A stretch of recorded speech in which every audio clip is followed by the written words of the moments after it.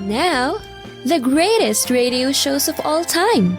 Suspense. The Shadow Node. Washington calling David Harding, Counter Spy. Classic radio theater. The Great Gildersleeve. Fibber McGee and Molly. Dragnet. Gunsmoke. The Lone Ranger.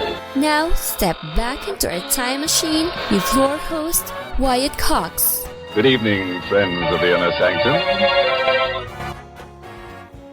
Comedy on a Tuesday with episodes of the George Burns and Gracie Allen Show, the Milton Berle Show, the Screen Directors Playhouse production of Love Crazy, starring William Powell, and an episode of The Great Gildersleeve, starring Willard Waterman, and an episode of Love and After. That's what's up here on this Tuesday. Let me turn that down a little bit. Like the fan coming in here, but it's a little noisy. Tuesday, 19th day of August, 231st day of the year, 134 days left in 2025.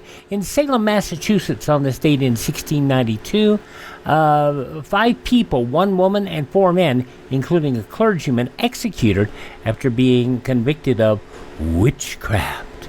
1782, the last major engagement of the Revolutionary War, almost 10 months after the surrender of British Commander Lord Cornwallis, the Battle of Blue Licks, following the siege of Yorktown. Now, in 1812, American frigate USS Constitution defeated the British frigate HMS Guerra off the coast of Nova Scotia, Canada, earning her nickname Old Ironsides. In 1848, the New York Herald broke the news to the east coast of the U.S. of the gold rush in California, though it had started 8 months earlier. During an uprising in Minnesota on this date in 1862, Lakota warriors decided to not attack heavily defended Fort Ridgely, and instead turned to the settlement of New Ulm, killing white settlers along the way. In 1895, American frontier murderer and outlaw John Wesley Hardin, killed by an off-duty policeman in a saloon in El Paso, Texas. 1934, the first All-American Soapbox Derby held in Dayton, Ohio. In 1953, the CIA hoped to overthrow the government of Mohammad Mossadegh in Iran and reinstate the Shah. Now, in the northeastern U.S. on this date in 1955, severe flooding caused by Hurricane Diane claimed 200 lives. In 1960, in Moscow, downed American U-2 pilot Francis Gary Powers sentenced to 10 years in prison by the Soviet Union for espionage.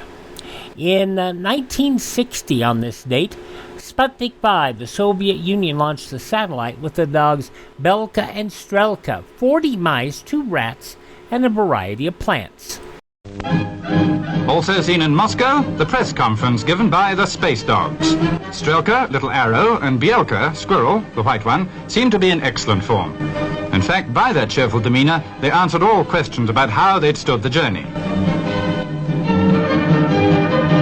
Having whizzed round the Earth 17 times, we're told, at a height of 200 miles, they were safely back with quite a story to tell, if only they could tell it. Russian scientists claim that these dogs have blazed the trail for cosmic flight by man. It was 3 years earlier that Suspense, back in 1957, December of that year, had an episode that involved a dog being shot into space, Evelyn Rudy, and Dog Star. That was newsreel footage from the conclusion of the event. It was on this date in 1976, President Gerald R. Ford won the Republican presidential nomination at the party's national convention in Kansas City. Delegates and alternates to this Republican convention, I am honored by your nomination and I accept it. I was fortunate enough to work with the still barely alive Mutual Broadcasting System in covering that convention in my hometown back in 1976. But President Ford would lose to Jimmy Carter, and Carter should give an assist to Ronald Reagan, because Ronald Reagan broke what they used to call the 11th Amendment. Thou shalt not speak ill of thy fellow party member. Now, in 1981, U.S. fighters intercepted and shot down 2 Libyan fighter jets over the Gulf of Sidra.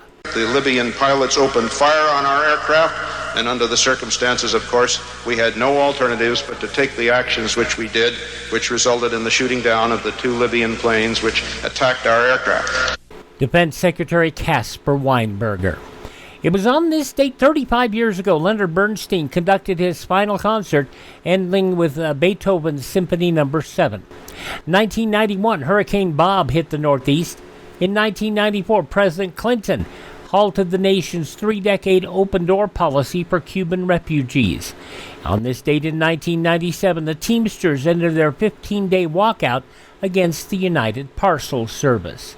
In 2003, 22 years ago, a car bomb attack on UN headquarters in Iraq killed the agency's top envoy and 21 other employees. On that same date, a Hamas-planned suicide attack on a bus in Jerusalem killed 23 Israelis, 7 of them children, in the Jerusalem bus massacre.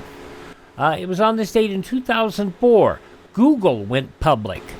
And in 2005, a Texas jury found pharmaceutical giant Merck & Company liable for the death of a man who'd taken the once popular painkiller Vioxx. 20 years ago today, 2005, the first ever joint military exercise between Russia and China, called Peace Mission 2005, got underway. And it was on this date 15 years ago today, 2010, Operation Iraqi Freedom ended with the last of the U.S. brigade combat teams crossing the border to Kuwait. And in 2017, on this date, tens of thousands of famed non-native Atlantic salmon accidentally released into the wild in the waters in the 2017 Cypress Island Atlantic salmon pen break. Passing away on this date, Groucho Marx. Groucho, come on over, sit down. How you been? I'm wonderful, come on over. I've seen you and The whole week has been... Yes. Wow. What is the... Did you come from one of those Hollywood parties or what? What is all the hilarity about? I don't understand this. I think it's a nice outfit. I just... Is it unusual, you think? Not for Hollywood, no. No. Not for me either. I just wore this because I'd come from the golf course and it's my golf hat. And... well, I thought I'd come right over from the golf course here. Well, I'm glad you dropped in tonight. Yeah. You might ask me why I'm wearing this. Why are you wearing Unless you just want me to sit here till 9:30, Why? It wasn't easy to get these on. I haven't had this outfit on in 30 years. This is true. I wore this in Animal Crackers, and it's been hanging in my closet, waiting for a call. Which unfortunately never came. Is that where you I opened the closet and there it hung there. Or would you say hanged? There it hung. No, I'd say hung there. And I'm hanging right here, too. Oh, two of the greats there from a 1965 appearance on The Tonight Show with Johnny Carson, courtesy of JohnnyCarson.com, Groucho Marx, passing away on this date in 1977. Also passing away on this date, pro wrestler Jim Londos, singer Dorsey Burnett, the recipient of the Nobel Prize in Chemistry and Peace, Linus Pauling, singer, pianist Betty Everett, Elliot Carlin on The Newhart Show, Jack Riley, and Dick Gregory, comedian and activist, all passing away on this date. Birthdays of those who have passed on include aviation pioneer Orville Wright, clothing designer Coco Chanel, Ogden Nash the poet, inventor Philo Farnsworth. Oh my gosh, this is a high holy day for Jimmy in Boston. This is the day in which Marie Wilson was born. He is the big one. Also, listener Jimmy's mom, who is also an Irma fan. But there you go, Marie Wilson born on this date. Producer Gene Roddenberry. Johnny Nash, wonderful singer, politician, actor Fred Thompson, and Friends Matthew Perry. That is a truly sad one. All those folks born on this date, but have left this mortal coil. Hi, this is Jeff Foxworthy. It is now time for the birthday announcements. The following people are now officially older than dirt. Every time I see her name pop up, I think of Maria Muldaur, Midnight at the Oasis, the singer, but it's Diana Muldaur from Star Trek The Next Generation. She is 87 today. Actor Jill St. John is 85. President Clinton is 79 today. When I was in England, I experimented with marijuana a time or two, and I didn't like it, and didn't inhale, and never tried it again. I did not have sexual relations with that woman, Miss Lewinsky. I never told anybody to lie, not a single time, never. These allegations are false, and I need to go back to work for the American people.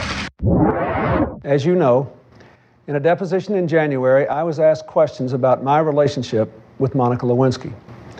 While my answers were legally accurate, I did not volunteer information.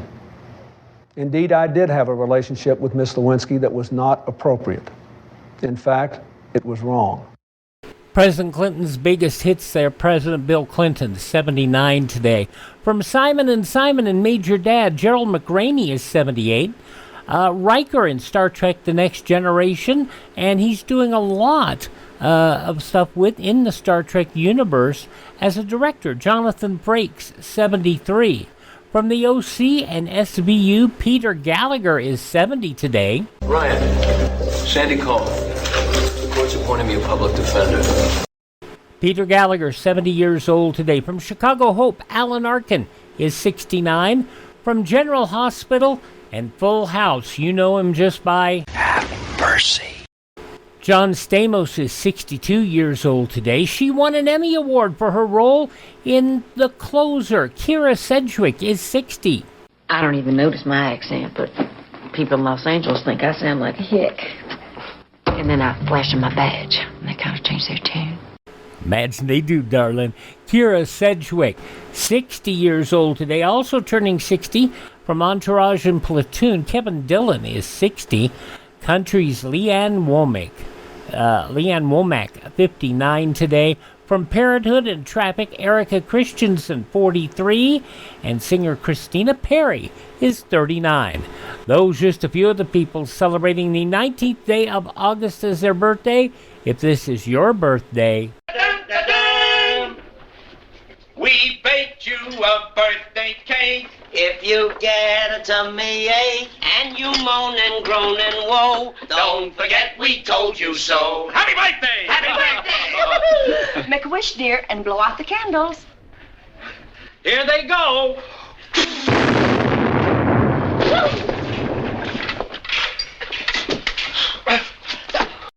More comedy coming up now with George Burns and Gracie Allen.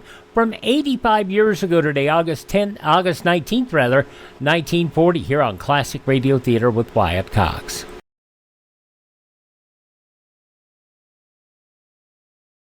A wise farmer knows that he must get his livestock under cover to protect them from radioactive fallout. An attack may never come, but it's wise to prepare now. Okay, now you'll hear some of George and Gracie's original act when they were doing a flirtation routine before anybody really knew they were husband. I mean, I think people knew they were married, but at this point in time in the stories on their radio shows, it was still assumed they were single people. So that's what you're going to hear today, an episode of George and Gracie, 85 years ago, August 19th, 1940.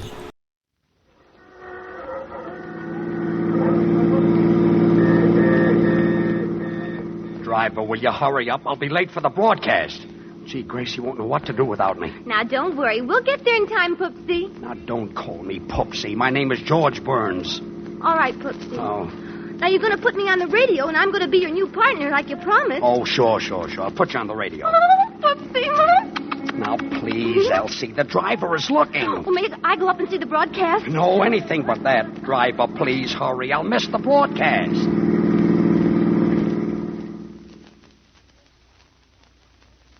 From Hollywood, the George Burns and Gracie Allen Show for Hormel and Spam.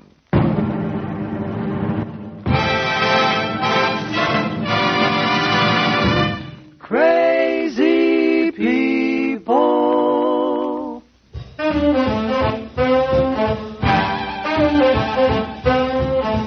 Spam, rebuff, boom, spam.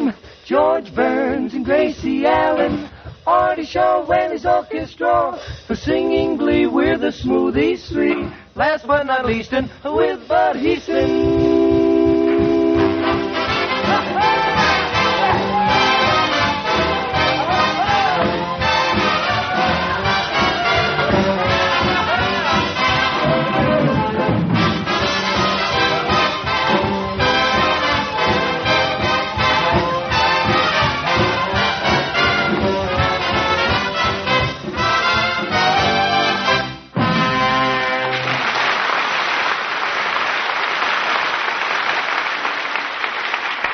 Another Burns and Allen night at your house, so you can depend on Artie Shaw and the Smoothies for music that's sweet, on George and Gracie for fun that's neat, and on Spam for a meal of delicious meat.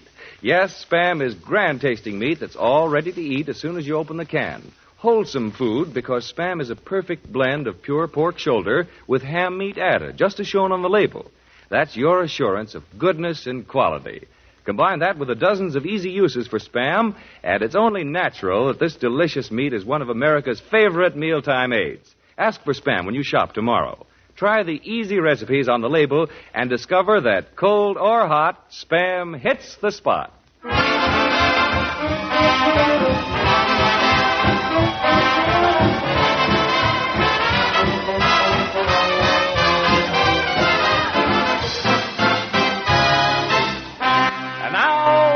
For Spam's Meat Hearts, George and Gracie.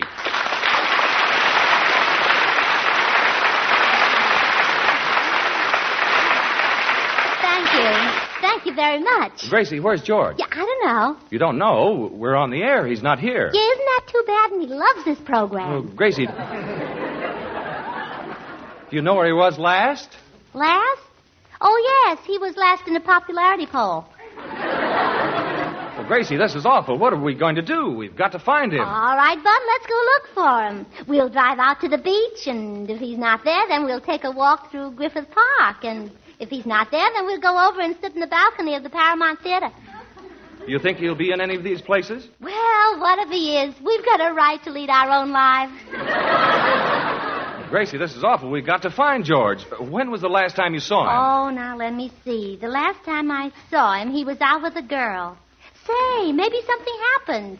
Oh, no. When George is out with a girl, nothing ever happens. Let's see now. Maybe he's out window shopping. No, he's got enough windows. On the other hand, maybe he's just staying home enjoying a sunbath. Enjoying a sunbath? Yes, you know the girl across the street takes one every afternoon, and George certainly enjoys it. No, let's see. It's too late for that sunbath. Maybe he's downstairs. Hello, Gracie. Hello. Maybe he's downstairs. Maybe he's chatting with somebody who likes him on the radio. Oh, no, he'd look awful silly talking to himself. Gracie, who are you talking about? George Burns is not here yet, and we're terribly worried. Oh, dear, I wonder what's keeping George.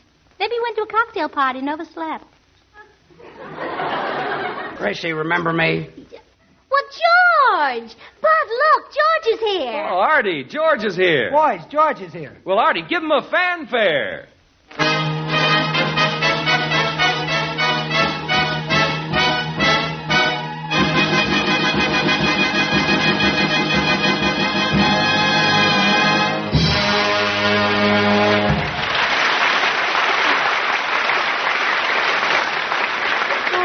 I wonder what's keeping George. Maybe he overslept. Quiet.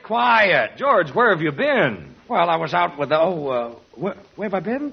Oh, yes, where have I been? I've just been to a doctor's. To a doctor? Oh, yes, a very famous doctor, Smith. That's it, Dr. Smith. Everybody knows him. Oh, was the doctor sitting on your lap? Sitting on my lap? Yes, there's lip rouge on your face. Oh, that red spot. Yeah. That's my blood pressure. Blood pressure way up on your forehead? Well, Bud, maybe it's high blood pressure. Well, you see, it is. My blood pressure is 192. It looks more like Tangy number 5. Please, Gracie, I'm not a well man. I got dressed this morning, and I had a sinking feeling around my knees. Maybe you forgot your suspenders. Look, Gracie, I'm a very sick man, you see. Si me permites, puedo sugerir una cosa yo creo muy bueno para eso.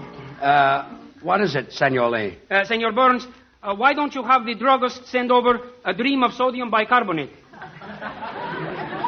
A dream? All right, drum. Senor, dram. Watch your language. Well, I think I will go to the drugstore. Say, soundman, will you please open the door? Mr. Burns. I know. You've been to Harvard for 4 years, but I'm in no mood to listen to you, so will you please open the door? Mr. Burns, as a student of medicine, may I suggest a remedy for your ailment? Before you go to bed tonight, just take a supersaturated solution of monoacetic acid, ester of salicylic acid. Why, that's aspirin. Darn it, I could never think of that word. And now the smoothies will sing Madame Lasanga. And, Gracie, while they're singing, I'm going to run down to the drugstore. To the drugstore? For what? They sell pills, don't they? Well, sure. They'll sell to anybody if you've got the money. Maybe they'll have something that'll put me to sleep tonight. Well, did you ever hear of a sleeping powder? Sleeping powders? Uh-huh. Certainly. Well, why don't you find out what puts the powder to sleep and then use use the same thing? Yeah. I thought so. The smoothies will now sing.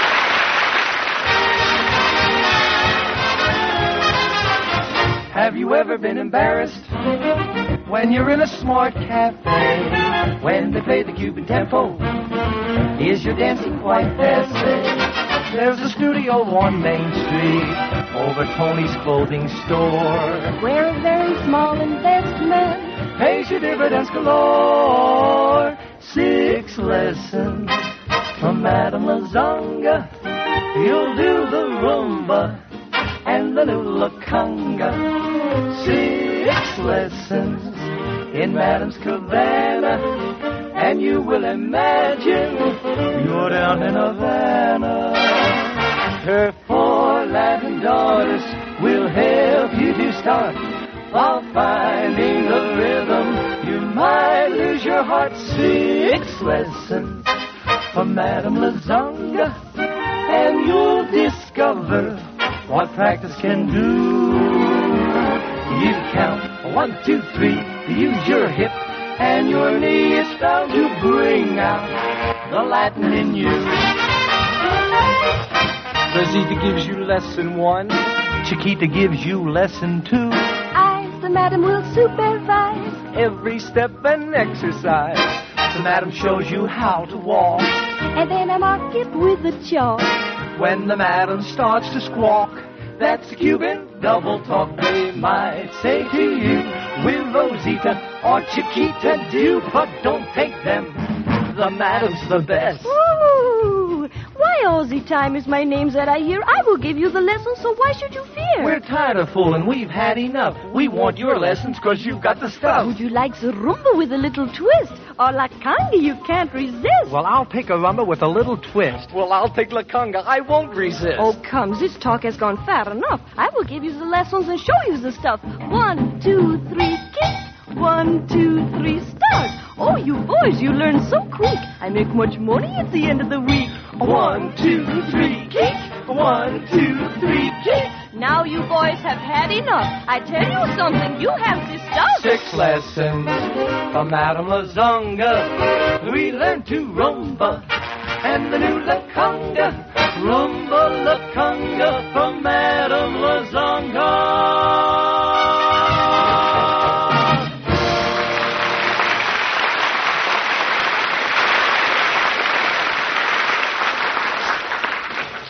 Gee, Gracie, George isn't here yet. I guess he's still down at the drugstore. Say, Artie, maybe he really is sick. Gosh, I hope he recovers in a hurry because we can't get along without him on the show, it says here. Well, Gracie, do you think I ought to go down to... Hello, Spam's Meatheart speaking. May I speak to Poopsie? Poopsie? We have no Poopsie here. Poopsie Burns, the star of the Spam program. Oh, sure, Poopsie. Yeah, he's the one. We spent all morning at the beach playing piggyback. Oh, playing piggyback with Poopsie, huh? So that's why he was late for the broadcast. Yeah, he was in such a hurry that he forgot to pay the cab fare, and I had to pay it. Oh, that's Poopsie, all right. Anyway, tell him Elsie Tralafas called, and that I left my compact in his coat pocket, and to bring it to rehearsal tomorrow. Rehearsal? What rehearsal? He promised to put me on the radio. Put you on the radio? Yeah. You mean instead of a bowl of water lilies? Oh, you don't understand. You see, I'm going to be his new partner. Is that so? Well, I'll bet I know just what type of girl you are. You have a pretty little Cupid mouth, and you use Tangy number 5. How did you know that? Oh, it's written all over Poopsie's face. Gracie, invite her over. George will be glad to see her. Really? Yeah. Miss Tralafas, Poopsie just stuck his head in the door and said for you to come right over. Why, the darling. I'll be right over. And give him this for me. So George is going to get a new partner, huh? I can't understand why George would take a strange girl and promise to put her on the radio and promise to make her a star. Well, maybe he likes to play piggyback. How do you like that 20th century wolf coming in late and saying he was sick? A big grown-up man like that spending all day at the beach playing piggyback with a beautiful girl. Should happen to me. Say, when George finds out that we do know about this girl, he'll really get sick. Yeah? Oh, give me the phone. I better call the doctor. Operator, give me Gladstone 1131. Gracie, you better hurry. I'll watch for George. Hello? Dr. Kelso's office. Oh, will you have the doctor come over to the Burns and Allen program right away? He's operating in Joey Brown's mouth, but I'll tell him when he comes out. Gracie, quick, hang up. George is coming. Yeah, well, goodbye. Look, will you please stop slamming the door, sound man? I'm in a terrible state. My body aches and I feel a headache coming. I know, Mr. Burns, and I'll be right here at the door to let her in. Gracie, I'm a little sick. This program is too much for me. Well, maybe you're on the wrong program. Wrong program? Well, maybe you should be on We the Poopsie. We the what? Well, you know, the Pupsidon program with the Pupsidon yeah. program? Yeah. Well, never mind. I'm not well. Can't you see I'm a little pale? Now, if you had a little shovel, you could go back to the beach. Look, will you people stop? I'm so sick it's got me scared. I might even have to quit the radio. Don't worry, Senor Burns. You can always open up an antique shop, like Eddie Camembert. Eddie Cantor, Camemberts, and imported cheese. And what are you, a local boy?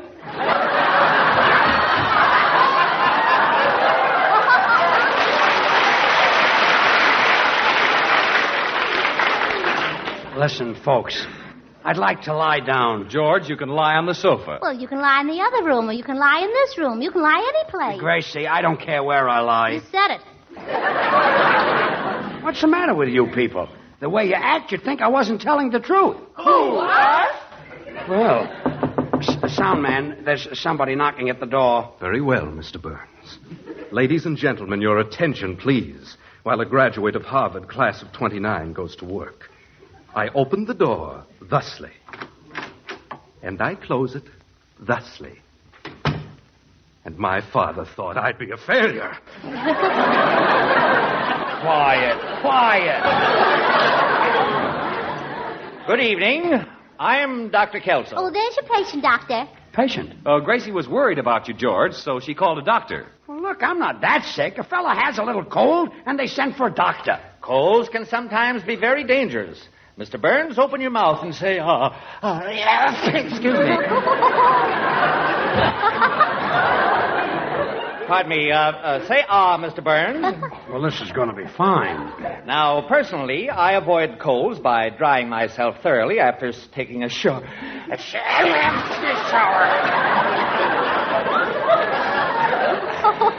Gracie, this fellow certainly knows a lot about colds. Well, he should. He's had one for years.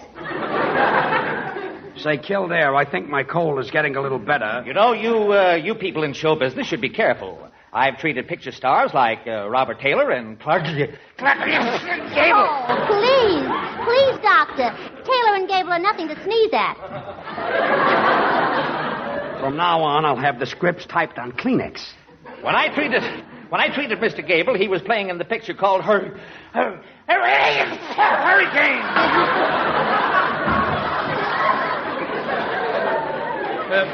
Senor Doctor, it's gone with the wind. What's gone with the wind? Your teeth. Look, Doctor, will you please go away? I'm a nervous man. Will you stick out your tongue, Mr. Burns? All right. Further. Further. What a spot for a ski jump. Gracie, why did you send for this fellow? You know, you've got to be very careful about germs. Yes, I can see that. For years, we doctors have been trying to stop germs from spreading. Well, why don't you make them wear little girdles?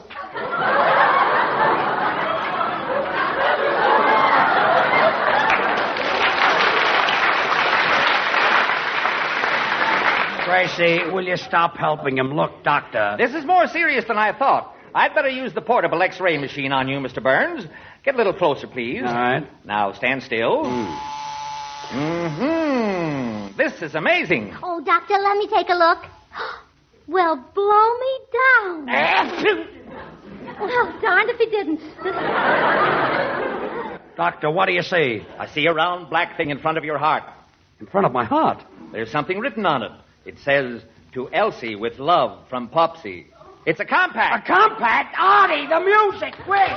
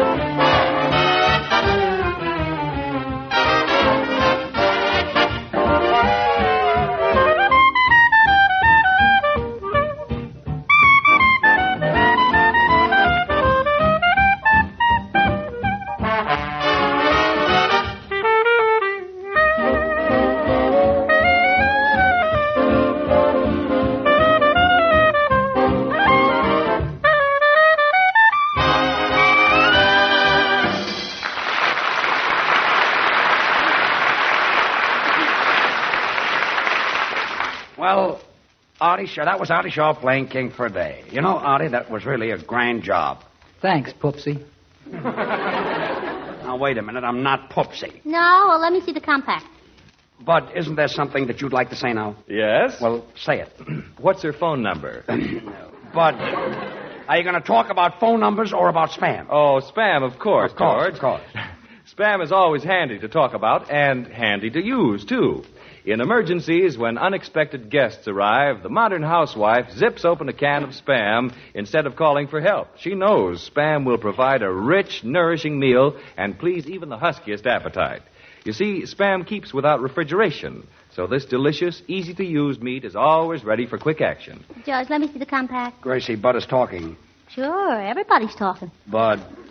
So when the doorbell rings unexpectedly, all you do is put on your best smile and say, "Come on in, Cousin Christopher." You haven't any mealtime problems with Spam. Just open a can of this tender, juicy meat, slice and arrange on a platter with a cool vegetable salad. Whip up a simple dessert, a tall glass of iced tea, and you'll make the family and guests say, "That's for me." George, let me see the compact. Gracie, Bud is trying to make an announcement. This broadcast goes from California to New York. Yeah, and the compact goes from Poopsie to Elsie. Bud.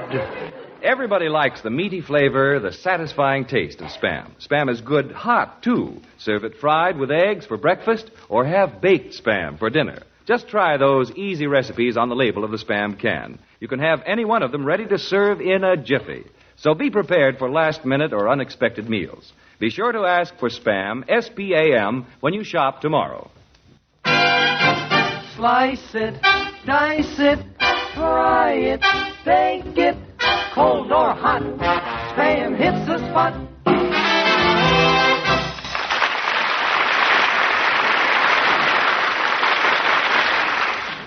And now... George, how did that compact get in your pocket? Well, Gracie, do you want to hear the truth? No, I don't want to hear the truth. I want to hear what happened. Well, if you have to know, I was at a cafe last night, and they gave those compacts out to everybody. Why was Elsie written on it? Elsie? Well, it was a publicity stunt, and it was for Elsie the cow. That's it, Elsie. She's a Jersey cow. Oh, she sounded more like she came from Brooklyn to me. Well, I don't care what you think. It's the truth. Elsie is a cow. Come in. Poopsie!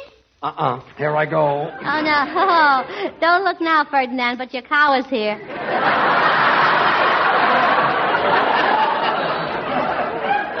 Look, miss, will you wait outside? Oh, no. Come in, Elsie. I want to hear you and Poopsie do a little billing and mooing. Gracie, will you be quiet? But, George, she's going to be your new partner. My partner? Uh-huh. My partner? Gracie, how can she be my partner? She hasn't any talent. Why, Poopsie, that's not what you told me in the taxi. I didn't mean that, and stop calling me Poopsie. But you said you were going to work with me. That's ridiculous, Miss Tralafas. What could you and I do together? Well, you could always play piggyback. Piggyback? Look, will you all stop? Yeah, we ought to leave George alone. Stop getting him excited. Thanks, Artie. He's nothing to poke fun at. He's nothing to ridicule. He's nothing to laugh at. In fact, he's just nothing. Gracie, I don't want any new partner. I couldn't do anything without you. Where would I go? I'm too old to go back to Gus Edwards. Why, George. I think you and Elsie will make a swell team. Gracie, she knows nothing about radio. Besides, she's got a job. She's a dietitian. You mean she fixes glasses? No, fixes glasses. I work with vitamins and calories. What station are they on? Gracie, vitamins and calories are not on the radio. Paul Vitamin and Cap Calorie? Look, I hardly know this girl. I never promised to put her on the radio. Oh, you did so, Poopsie. Do you know, Miss Allen, a lot of people say I'll be another Molly McGee. Well, you'll be swell together because George is a terrific fibber.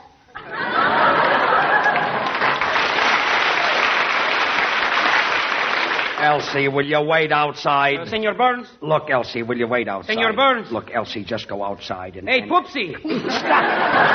Stop calling me Poopsie! What do you want, Senor Lee? That Elsie, in her cheek, she's got very pretty dimples. Dimples? It's dimples, not dumples. All you've got to do is take you out. Take you out? Yes. Why, Poopsie, I didn't know you cared. What have I done to deserve all this? You promised to put Elsie on the radio. Oh, Poopsie, I've got our new radio show all picked out, and it's going to be wonderful. I've got my uncle's band, Duke Pringle, and his rootin' tootin' tan. Oh, that's That ought to be great, yes. And instead of the smoothies, I've got a school chum of mine, Leilani O'Brien. Oh, Sounds fine, yeah. wonderful. And guess who I got for the announcer? Who? Can't My wait. brother-in-law, Samuel Oglethorpe Jr. Oh, that's wonderful. I can just hear that program now. Crazy people! The Poopsie program, starring George and Elsie. Spam, every bop, boom, spam. Poopsie Burns and Elsie Tralafas, Duke Prindle and his rootin' tootin' ten. For singing glee, we've got Leilani O'Brien. Last but not least, with Samuel Oglethorpe Jr. Quiet! This is awful. I've had enough of this. Elsie, why don't you go home? Spam program, Bud Easton speaking. Hello, Bud. I want to talk to George Burns. Oh, yes, sir. George, it's the sponsor. I knew this would happen. Hello, I'm sorry about I've this. listened to the whole show, and I think that new combination is sensational. What new combination? Gracie Allen and Elsie Tralafas, and I'm going to sign them up. You're going to sign up Gracie Allen and Elsie Tralafas? What about me? You can go and play piggyback, Poopsie. Well,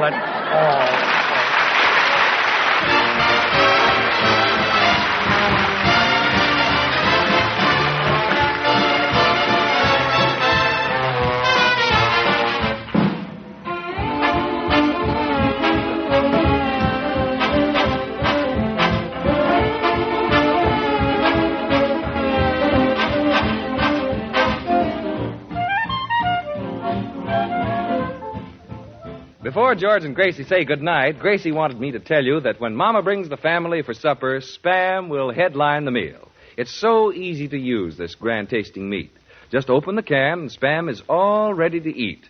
And Gracie's brother won't find Spam a sissy's meal either, for the meaty flavor, the satisfying taste of Spam pleases even the huskiest appetite. Keep Spam on your pantry shelf. It doesn't need refrigeration. Get a supply when you shop tomorrow. Ask for SPAM Spam. Thanks, Bud. Well, Gracie, say goodnight. Well, good night. Well, come on, Gracie. I'll take you home. Now, Come on, Gracie. Come on, I'll take you home. now, will you promise to put me on the radio, Poopsie? Good night, folks.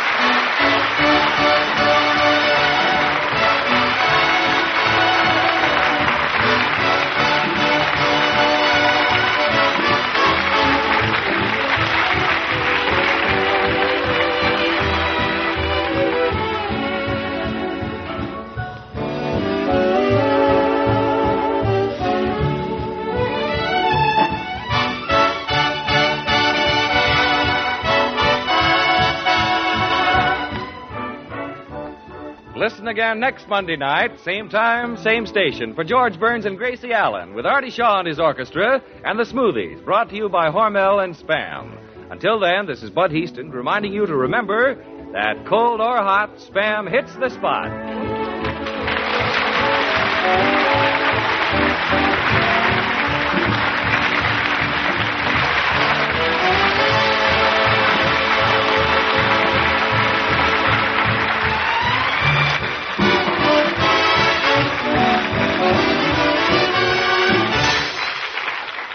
85 years ago, August 19th, 1940, George Burns, Gracie Allen here on Classic Radio Theater with Wyatt Cox.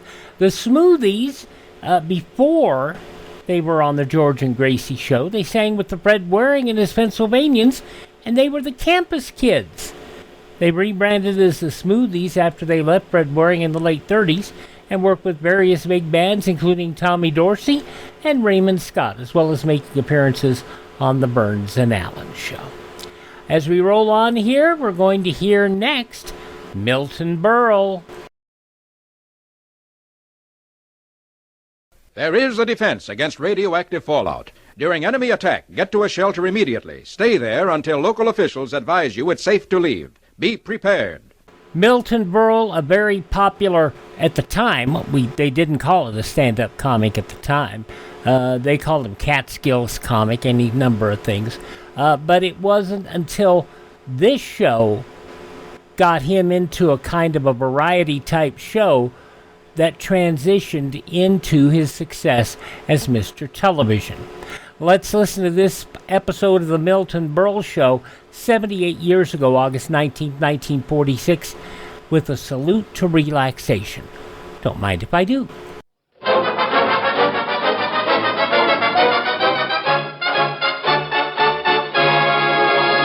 If every smoker knew what Philip Morris smokers know, they'd all change to Philip Morris. Johnny presents the Milton Berle Show.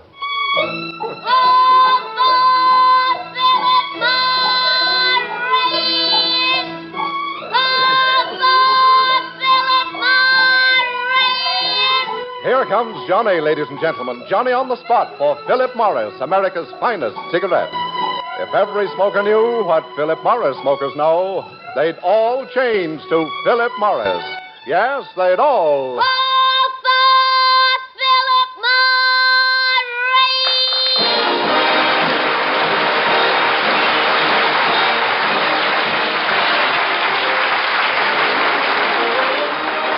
From Radio City in New York, Philip Morris presents the Milton Berle Show with Bert Kelton, Jack Albertson, Arnold Stang, Mary Shipp, Arthur Q. Bryan, Al Kelly, our singing star Dick Farney, the music of Ray Block and his orchestra, and yours truly, Frank Gallup. Ladies and gentlemen, scientists tell us that people on vacation today don't know how to relax. In discussing the problem of relaxation tonight, we bring you a man well known for putting people to sleep, Milton Berle.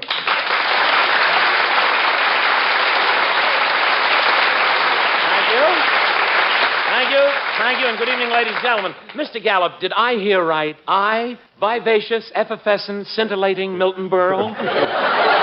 Me, I put people to sleep with my jokes? How dare you? I fling the challenge in your teeth. Hey, that's dangerous. He can fling his teeth back at me. And I'll fling that back at the writer. Listen. No, I really, I don't put people to sleep. Listen to this. Ladies and gentlemen, I will offer $500 to anyone who can prove that listening to me put them to sleep. Let me repeat that offer. $5 to anyone who can prove... Hello? What? One of my jokes put you to sleep? It's ridiculous. Tell me the joke. Yeah? Yeah, go ahead. Yeah.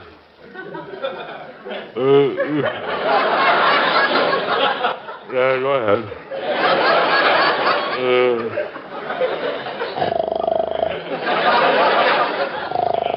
Berle, wake up. What? Who deals? Oh, the phone, yeah. Hello? Yes, you win. That's my joke. Yeah, well, you'll get the money. I'll drop it off on my way home, Mother. Good night. Gee, Mr. Gallup, what a memory my mother has for jokes. Thank goodness. Well, Berle, let's get back to our subject, relaxation. Well, you tell us about it, Mr. Gallup. You always look so relaxed and cool, like you just can't wait to get back on the slab.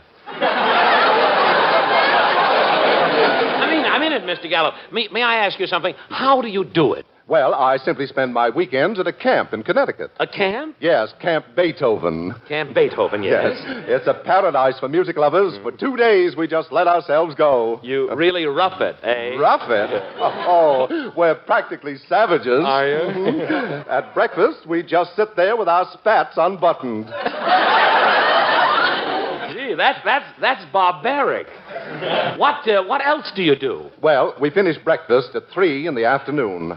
3 in the afternoon? Yes, we have to sit around for hours waiting for the oboe players to finish eating. It takes them that long? Small mouths, you know. Oh, yeah, sure. They have to eat their grape nuts one at a time. Oh, no. And then what happens? Off we go down Rachmaninoff Road for a dip in Lake Shostakovich. Oh, I'll bet you that's peachy, isn't it? Yes, indeed. It's a mad scramble down to the shore. Last one in is a Carmen Lombardo. Oh, you devils, you. Well, after such excitement, Mr. Gallup, you must fall into bed exhausted. Or as old Lud Beethoven would say, Ausgepoop. Oh, heavens, no. At night there's a campfire and Deems Taylor takes over. Deems Taylor. Oh, with the funny stuff. Yeah. Well, what does Deems do? Well, first, he comes out wearing a lampshade on his head. Oh, that's comical. Yes. Then... Yes? Then he moistens the palms of his hands and squeezes out the entire score of Mussorgsky's Night on Bald Mountain. Oh, Mr. Gallup, my sides are... That's what Nothing. But let's go on with the show, please. Let's go on with the show. If you don't mind, Mr. Block. Oh, you played it good tonight. Thank you. Ladies and gentlemen, as the tempo of modern civilization quickens, man is forced to get away from it all. Sometimes they take to the woods, like Senator Brewster, but sometimes he turns... Your name and address again, please. The woman is here every week.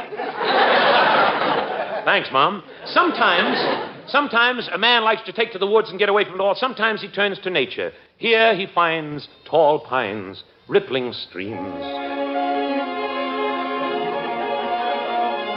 Oh, that's lovely.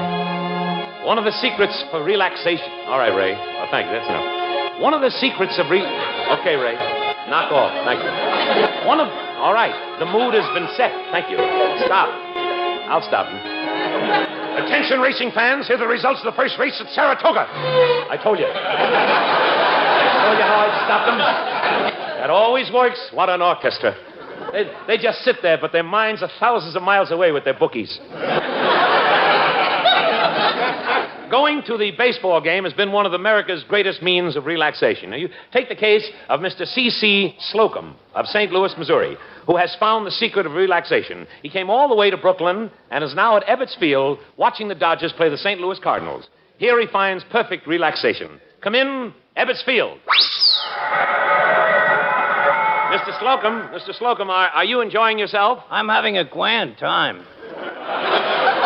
Well, that's good. Play ball! Come on, Brooklyn! Come on, you Dodgers! Yeah, Brooklyn! Hooray! Hooray for St. Louis!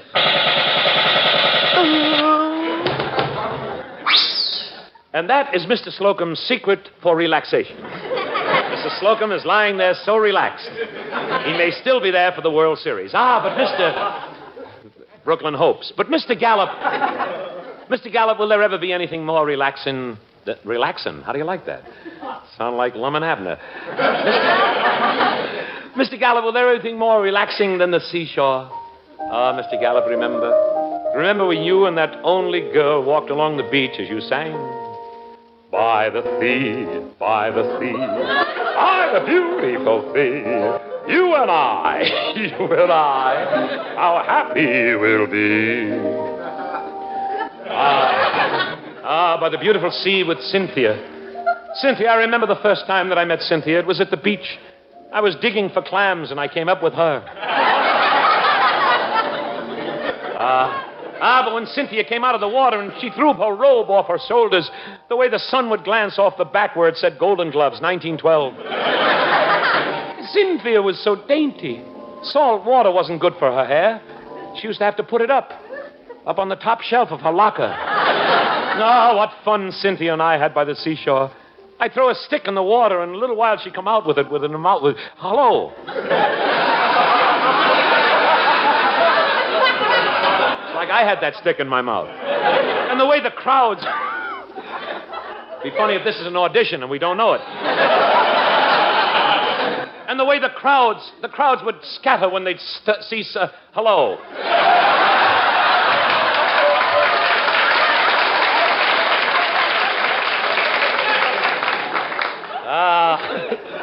Too bad this is not an hour show, you know. 30 minutes to hear it and 30 minutes to regret it. But it was the little things I loved about Cynthia. When she'd come out of the water, that graceful little way she'd toss her head back to loosen the lobster that was clamped on her nose. Her tinkling little laugh, whenever someone stepped on the broken pop bottle she had hidden in the sand. And the way Cynthia went into a dive. And then the way she'd stagger out. Yes, Cynthia? I love to be beside you, side to see beside you by the beautiful sea. Oh, bad.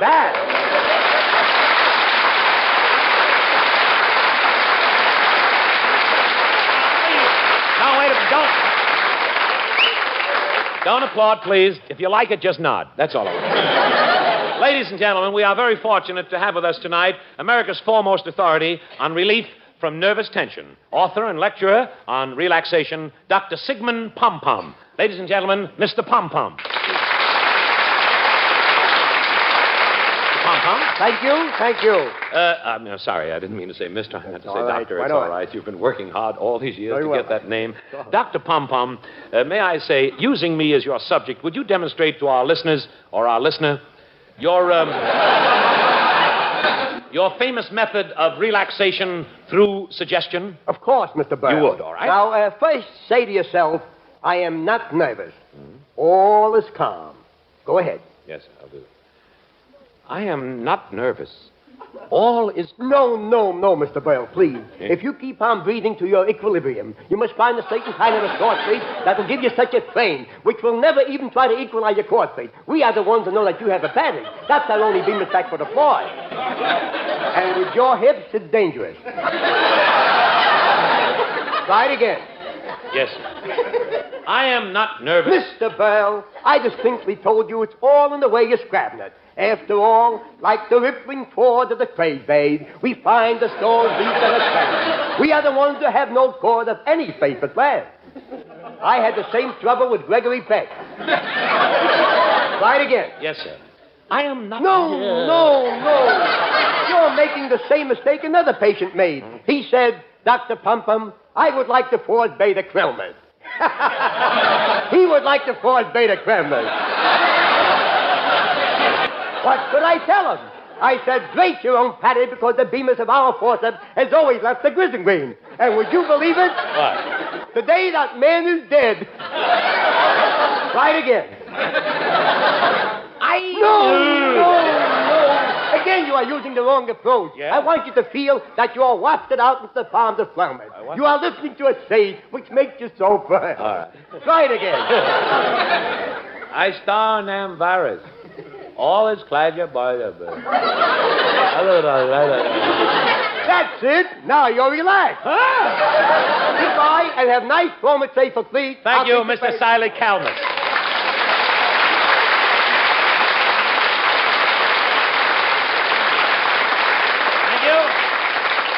Thank you, Dr. Pompom. You're a brilliant man. You know, it isn't what he says, Mr. Gallup, but how he doesn't say it. Burle, there's work to be done. Yes, Mr. Gallup. And who am I this week? Well, nothing is so relaxing as the magic spell of poetry, you know. Yeah. And you are that noted poet, Henry Wadsworth Longburle. Got a laugh. Yes. Now, won't happen again, I assure you. Well, if you'll give me a chance. No ad-libbing. I'll give you a chance. Say it again. Say it again. All right. You are that noted poet, Henry Wadsworth Longburle. I told you. Well, as you step forward to read your latest poem, your admirers cheer. Hurrah, hurrah. Thank you. And now my poem. List. Hark, hark, the lark doth bark. The lark doth bark. Hark, hark. Hurrah, hurrah. Thank you. But now I must away. Wither away. You wither away, will you? I got to put Johnny on the spot. Tell me, Johnny, and this is no joke, why is Philip Morris so much better to smoke? Here's your answer, sir. Yes? It's because the Philip Morris smoker really gets what other smokers only hope to get. Right, Johnny. Philip Morris is the one leading cigarette with an exclusive difference in manufacture. The only leading cigarette scientifically proved far less irritating to the nose and throat. Remember, less irritation means more enjoyment. That's why the Philip Morris smoker really gets what other smokers only hope to get. Better taste, finer flavor, perfect smoking pleasure. Yes, if every smoker knew what Philip Morris smokers know, they'd all change to Philip Morris, America's finest cigarette. For perfect smoking pleasure, try a pack of Philip Morris today. Yes, sir. Thank you very, very much.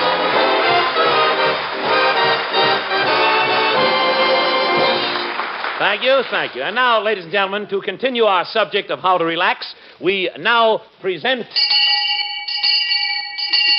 Relaxation Forum tonight. Relaxation Forum tonight. The question, is the Milton Berle Show taking the place of Novocaine? Thank you. Tell me, Mr. Gallup, would you say that I'm high-strung? Yes, you should be, from a tree. You're gaining.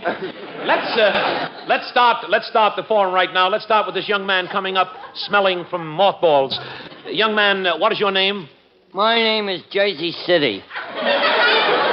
Jersey City? Yeah, they named me after my birthplace. Oh, you were born in Jersey City? No, I was born in Newark. Then why don't they call you Newark? Newark? Yeah. What kind of a name is that for a boy? Oh, I see. My father's name is Passaic. I got a brother, Hackensack.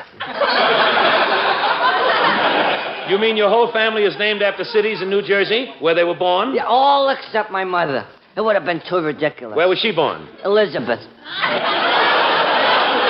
Well, that makes sense. All right, Jersey City, you have a question about relaxation? No. If you want to relax, the best thing is don't ask questions. But you... Especially in this hot weather. Leave people alone. All right, If you want to stay healthy, just leave people alone. Okay, Your own good, I'm telling you. Leave people alone. But I don't... You can start with me. Leave me alone. But all Look, will you stop pestering Please. me? Oh, shut up.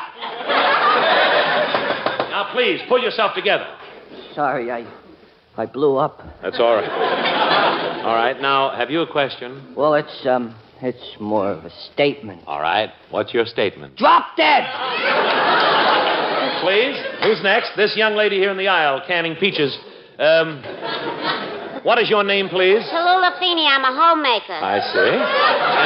And you have a question concerning relaxation? Yeah, how can I get my husband to calm down? He's sure a nervous jerk. He's nervous? It's his job. It's nerve-wracking. What does he do? He's a detective down at the gas company.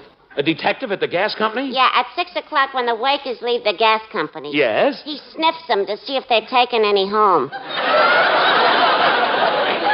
He's a nervous man, eh? Just from worrying, he already lost 60 pounds. He's down to 215. He's a skeleton. The doctor says he's got a nervous stomach. A nervous stomach? Yeah, it's always afraid it ain't going to get enough food in it. He can't calm down? At night he don't sleep. He just keeps tossing and turning. That bothers you? It's like sleeping next to a mixmaster. Well, why doesn't he try sleeping pills? Are you kidding? He's so full of sleeping pills, when he walks, he sounds like a ping-pong tournament. Gosh. One doctor recommended a midnight snack before going to sleep. Yes? He made himself a big sandwich, garlic, sausage, onions, and a slab of Liederkranz cheese. Yes? He come into bed, turned to me, and said, "Good night, sweetheart." And he went out like a light? No, I did. Oh, well, thank you very much, Mrs. Feeney. Thank you.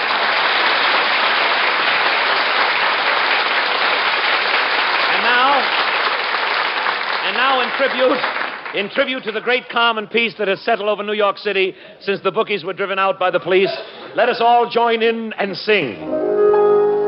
Place your bet at twilight when the cops lay low. And the flickering bookies softly come and go. Though police are waiting just to catch that schmo. He'll swim in from Jersey just to take your dough. Just to take your dough. Dough. Dough, dough, dough.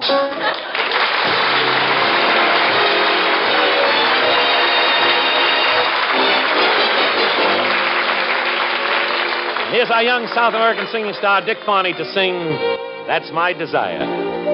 To spend one night with you in our old rendezvous and reminisce with you. That's my desire. To meet where gypsies play down in that dim cafe and dance till break of day. That's my desire. We'll sip a little little glass of wine. I'll gaze into your eyes divine. I'll feel the touch of your lips pressing on mine, to hear you whisper low just when it's time to go. Cherie, I love you so. That's my desire. To hear you whisper low just when it's time to go. Cherie, I love you so. That's my desire.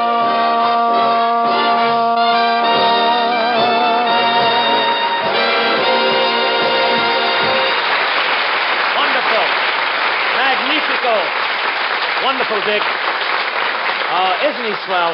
Dick, you're so relaxing. And speaking of relaxation... Reminds you of an incident you're going to tell about. Do you mind? Not at all. If you'd rather, I wouldn't. Oh, please do. I will. Carry on. Thank you. Thank you. Thank you. Now there's no time left to tell. Well, I'll tell you, Mr. Gallup, here's what happened. Last summer, I came home after a long, tough vaudeville tour, split week in Sacramento, and I was worn out, and I was beat. And as I stepped into the house, I'll never forget...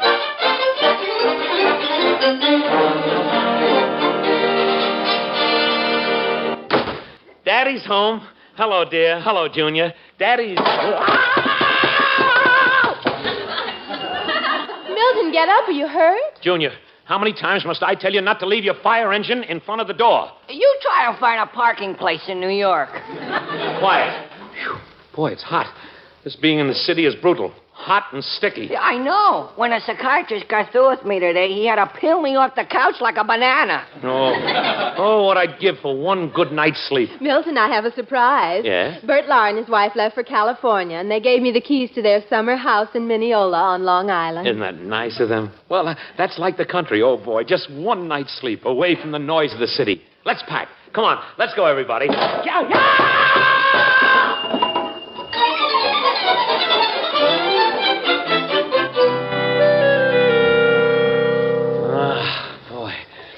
Get that country air coming in through the bedroom window. Yeah, that riding academy must be right next door. Enough out of you, Junior. Now go to bed. Oh, boy, am I going to hit the sack. I'm turning out the lights, dear. Good night. Have a good night's sleep, Milton. Oh, all right, darling, I will. So quiet in the country.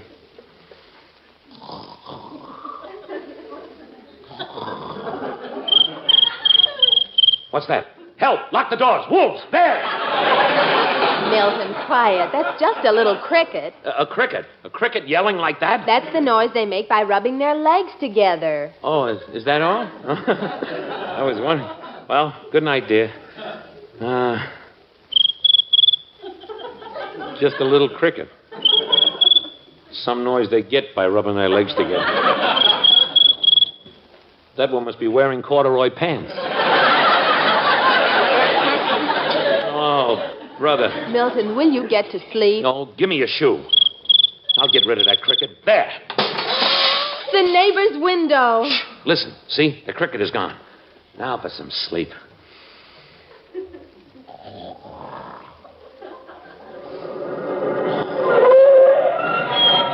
What's that? So, Pete, thanks for the lift home. Night, Pete. Good night. Well, party, eh?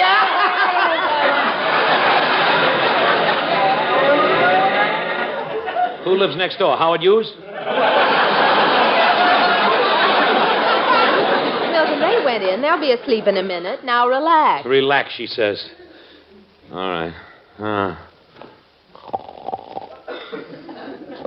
Oh, so it was me who was drunk at the party, huh? Shut up. You couldn't even wait for a minute. The clock started the bottle. She was breaking off the neck. Why, Don't you dare strike me, Brentwood Bendelheimer. Hey, will you two shut up and let people sleep? Oh, the law are back. Shut up, you jerk. Yeah, keep your big nose out of this, lobster face. Please, will you go to sleep? Why don't you shut that big bazoo of yours? Let me sleep. Yatate, yatate, yatate. Oh, please. Darling, where's the bed? There. It's quiet. Good night, dear. Good night.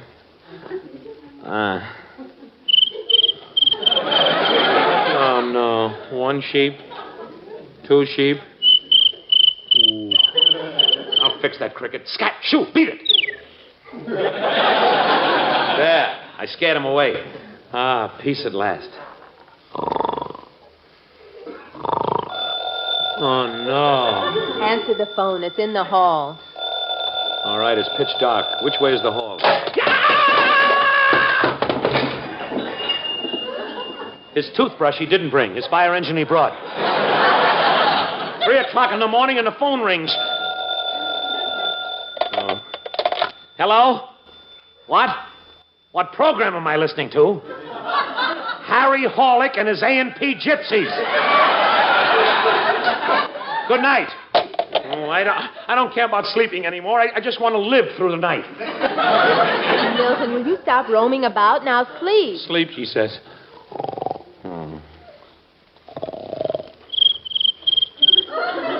Oh, this is murder. Hey, Redwood, look, our window's broken. Help, police! It must have been Laura. Hey, balloon face! What's the idea of breaking into the No, this is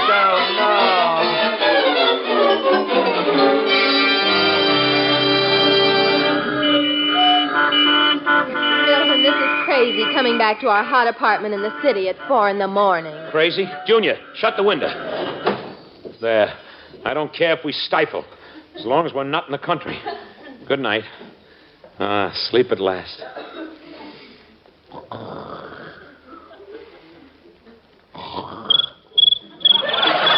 No, he followed us home. No.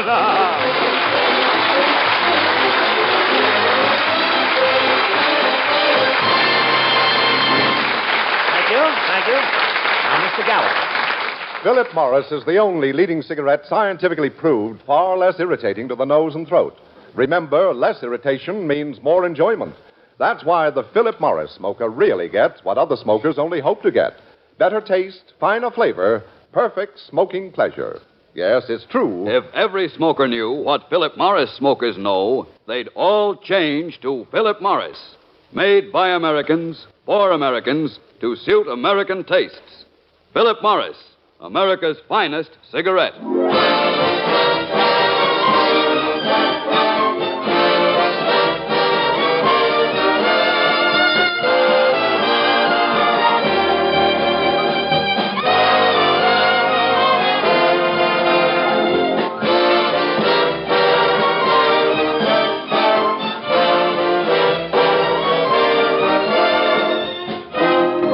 Thank you, Ray Block. Thank you. Your music tonight, you outdid yourself. You were fair.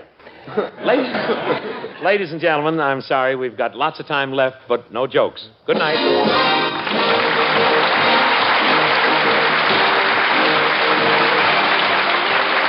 This is Johnny again reminding you for perfect smoking pleasure, pour for Philip Morris.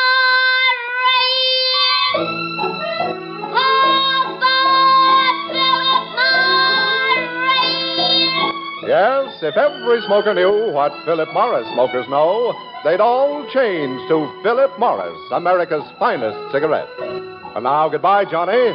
See you next Tuesday, same time, same station, when Philip Morris will again present the Milton Berle Show. Until then...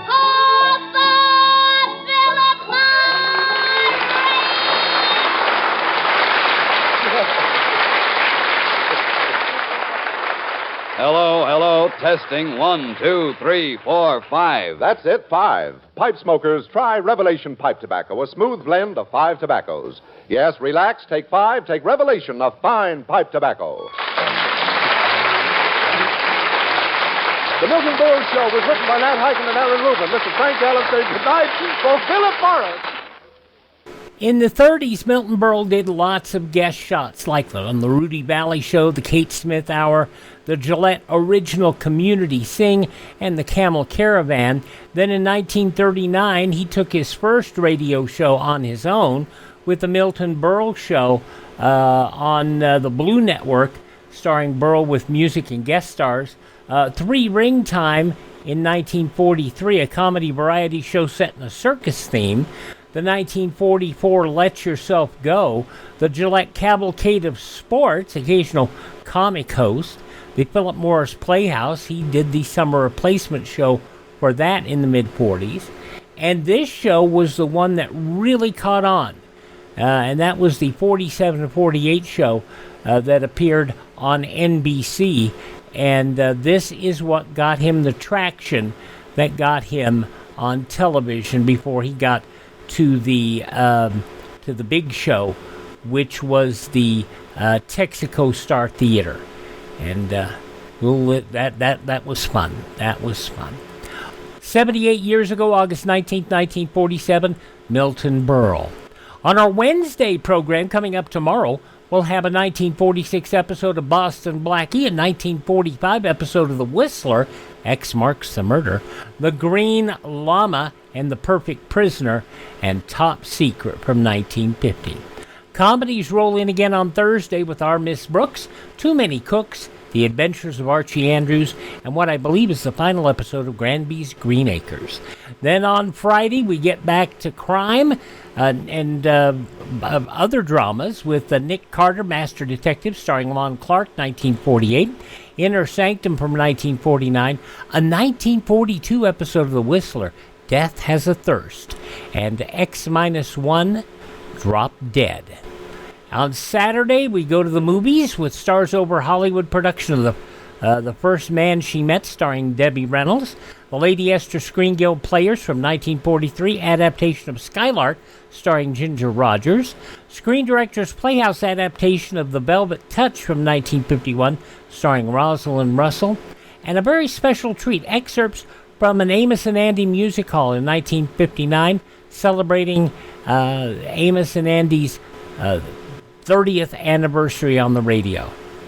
On Sunday, we'll have crime with the final episode of Somebody Knows, exploring the unsolved murder of Elizabeth Short, the Black Dahlia. The Lives of Harry Lime, Orson Welles, and A Ticket to Tangiers. A 1943 episode of Lights Out, a favorite of mine from that series. Sub-Basement, starring Joseph Kearns and Bea Benadera. And Everett Sloan stars in a 1952 edition of Inner Sanctum Mysteries, No Rest for the Dead. On Monday, we'll trot out William Conrad for a 1957 episode of suspense, Linigan versus the Ants. We'll also have an episode of yours truly, Johnny Dollar, from that same day, and the Smoky Sleeper Matter, and a 1957 episode of the CBS Radio Workshop. Roy Glenn stars in Sweet Cherries in Charleston. You have heard him many times as Rochester's friend Roy sometimes, but he's a wonderful actor, and we'll hear him on that at 3 shows from 1957. Then we'll drop back to 1938 for an episode of Calling All Cars. A week from today, we'll get back to comedy again. Great Gildersleeve, Sufficient Unto Oneself from 1953. Burns and Allen. And guess what? Elsie's going to sue George. Salute to the Railroads from Milton Berle in 1947. And The Adventures of Ozzie and Harriet. David sells Ozzie's suit. That's coming up here in the next few days on Classic Radio Theater with Wyatt Cox. Up next, we'll go to the movies for an episode of the Screen Directors Playhouse.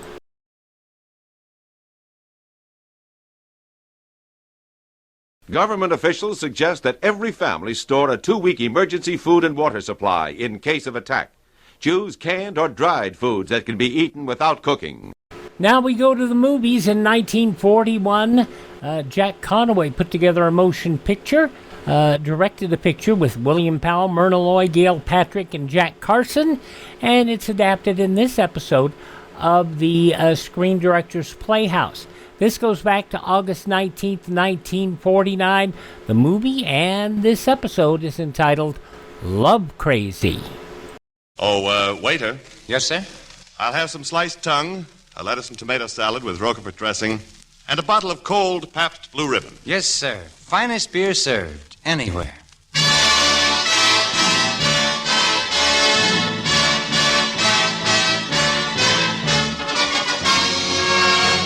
From Hollywood, Pabst Blue Ribbon, finest beer served anywhere, proudly presents...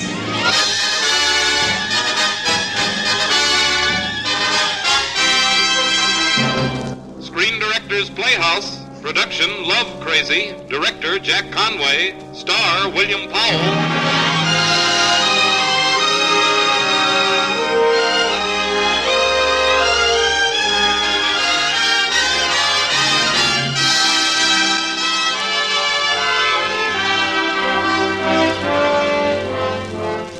The Hollywood Screen Directors present A Little Love, A Little Laughter. The motion picture comedy Love Crazy, starring William Powell.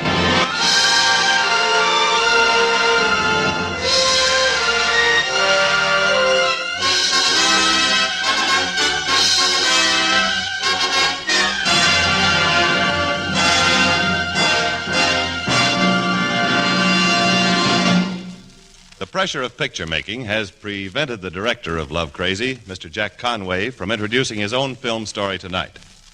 However, our star, William Powell, won't escape the watchful eye of a screen director.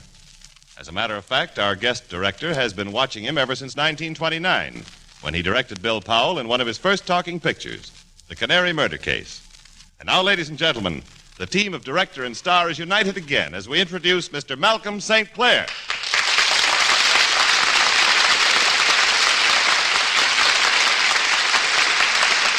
Thank you.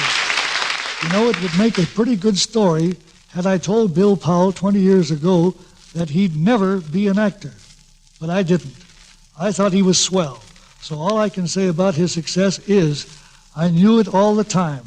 Now I'm going to join the rest of you in enjoying one of Bill's most amusing roles, the part of Steve Ireland in Love Crazy. Here it is.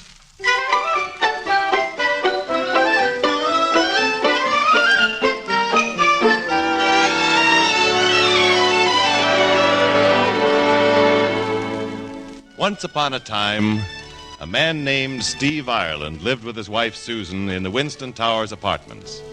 They lived in apartment 12A, and they were very, very happy. After 4 years of marriage, they still talked like this. Darling, I love you. And I love you. And I love you. Life at apartment 12A was excruciatingly sweet. And then one day, into apartment 11A moved Isabel, Steve's old girlfriend. 12A, 11A. Wow!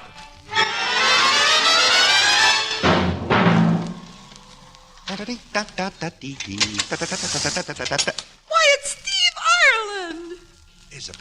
Isabel Grayson. Well, come on in and share my elevator. You going down? Yes.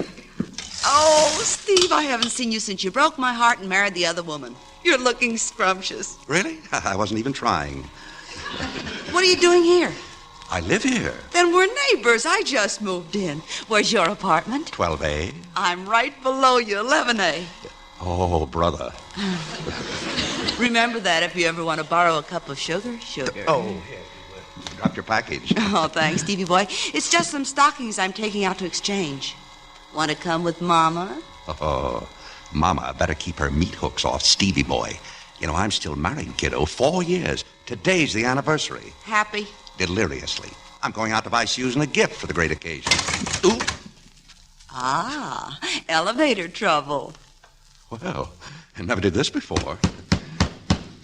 Say, looks like we're jammed. What do we do now, lower the lifeboats? Hey, look. There's a hatch right there at the top of this thing. We're only a couple of feet below the floor. If we climb up, all we have to do is open the outside doors and crawl out. Through the top? Yeah, here. Look, I'll open the hatch.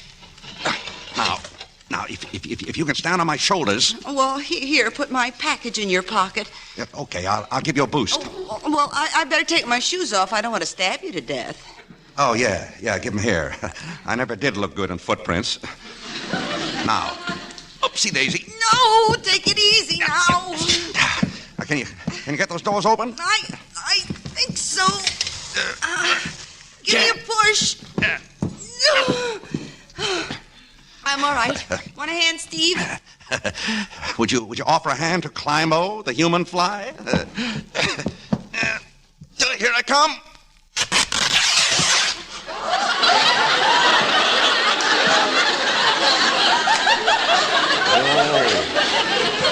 Stevie boy, the human fly just ripped his pants. Well, I'm a fine mess. Covered with grease, pants all torn. Great way to launch an anniversary evening. Well, just tell your wife you were bitten by a mad dog. Say, stop snarling. All my other clothes are in the cleaners. What'll I do? Well, you might start by going back to your apartment. Very well, I will. Goodbye, Isabel. Oh, Steve. What? Don't look now, but your slip is showing. Tattletale.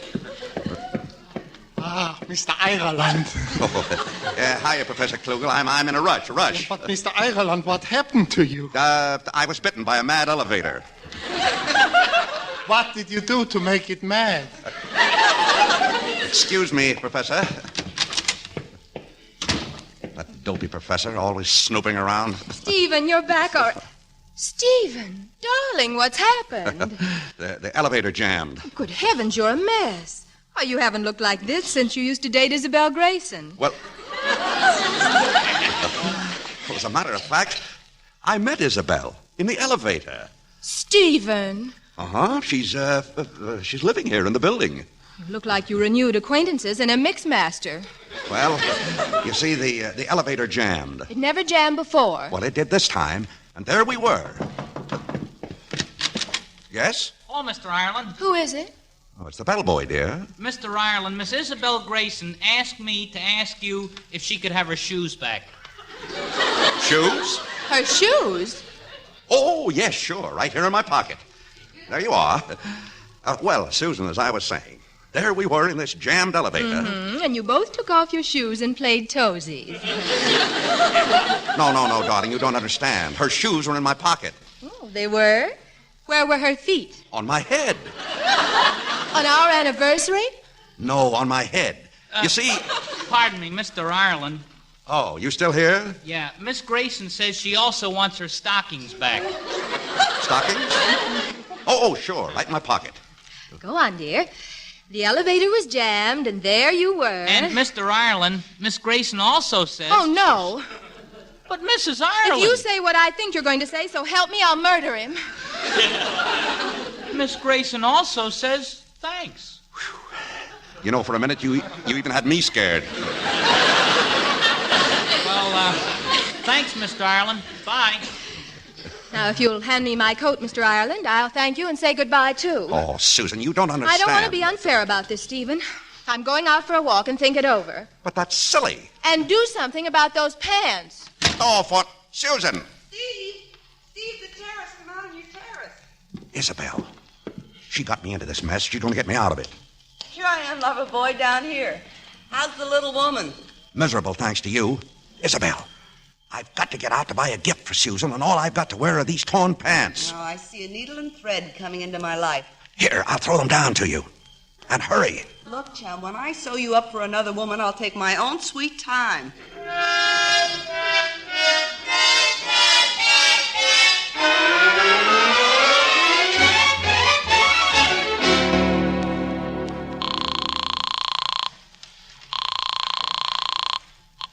Hello? Isabel, this is Steve. How's the pantsless wonder? Dying by inches.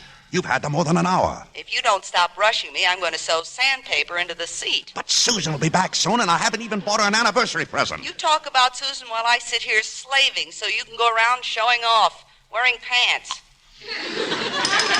Isabel. Oh, bellboy. Gotta get a bellboy. Bellboy. Where's the bellboy? Mr. Ireland. Oh, yeah. Hiya, Professor Klugel. Is there a bellboy in the house? Mr. Ireland, you forgot your pants. I did not. These, my dear Professor, are invisible pants. Invisible pants? On you, they look good. Thank you, Professor. Thank you, Mr. Ireland. Oh, bellboy. You calling me Mr. Ireland? Yeah, look. You've got to help me. I'm desperate. Oh, sure, Mr. Ireland. Look, you've got to buy a present for my wife. An anniversary gift. I don't care what it is. Just use your own taste. But get one and get it fast. Oh, and if my wife's here, for goodness sake, don't let her know that you bought it. Just cover it up some way when you give it to me. Right, Mr. Ireland. Whew. Hello? This is Bertha, the sewing machine girl.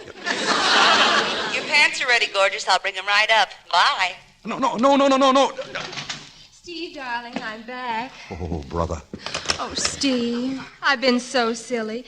Please forgive me, darling. Oh, why? Susan, forgive you for what? For doubting your word. Tonight of all times, our anniversary night. Oh, and is it going to be a Lulu? Steve, here are your...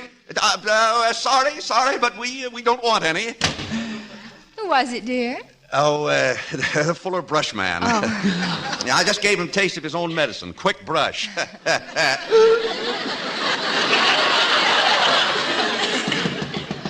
Oh, I'll get it, dear. Hi. Here are your husband's pants. What?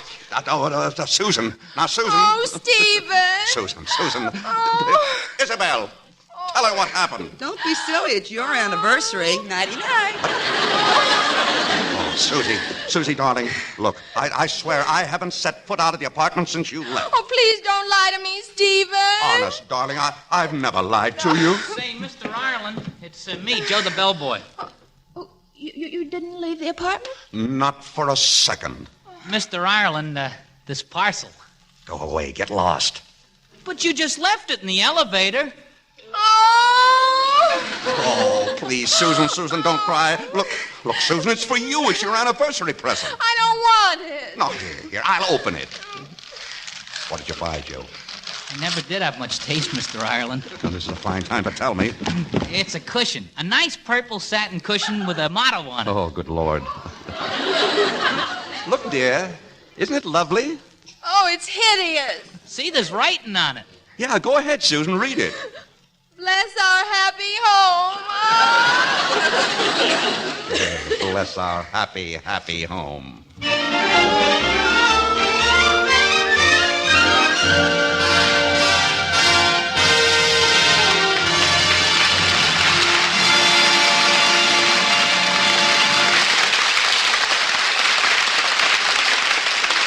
You are listening to the Screen Directors Playhouse production of Love Crazy, starring William Powell, and introduced by screen director Malcolm St. Clair. You are in New York City. The big luxury liner, with your friends aboard, has just pulled away from the dock. You, envious, hot, and excited from waving farewells, walk out into Manhattan's blistering heat. Someday you're going to take an ocean trip, but right now you'd settle for a... Say, wait a minute. What's that little blue sign across the street? Oh, brother. Pabst Blue Ribbon. Finest beer served. Anywhere. Yes, during these hot August days, you're just one of millions of men all over America to whom that Pabst Blue Ribbon sign means welcome relief. For Pabst Blue Ribbon does something more than quench your thirst. It gives you taste. Blue Ribbon taste. The kind of taste you can't get anywhere else in the world except in that Pabst Blue Ribbon bottle. And, fortunately, you can get that Blue Ribbon bottle all over the world. Yes, you hear it everywhere, in New York and New Orleans and Newport and Nashville. Pabst Blue Ribbon. Finest beer served. Anywhere. Your taste will tell you why.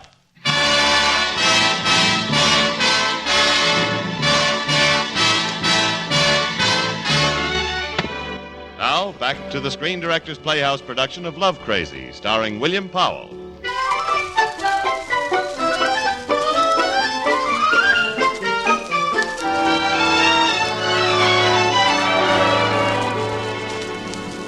Susan, will you stop packing that suitcase for a minute and listen to me? I will not. I'm leaving you, Stephen, for good.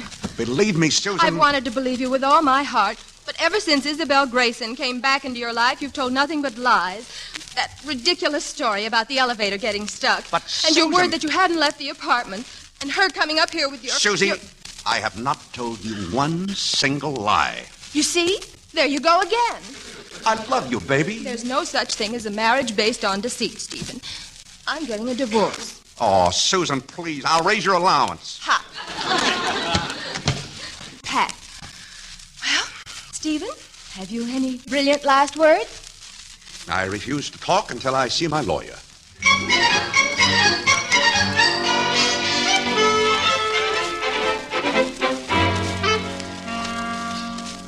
Well, and that's it, George. Just because of that silly misunderstanding, Susan's going to divorce me. Well, Steve, do you want me to advise you as your friend or as your lawyer? What's the difference? Oh, about $1,000. Let's try the friendly approach. All right, Steve. Move into an apartment house without elevators. That's fine. What do I get if I pay money? Good advice. I'll pay. Next time, be more careful. But there wasn't anything to be careful about, George. I love Susan. You've got to stop this divorce. Well, if she wants to file suit, Steve, there's nothing we can do about it. That's what's driving me crazy. Well, that would do it. What? If you were crazy, Susan couldn't divorce you for 5 years. No.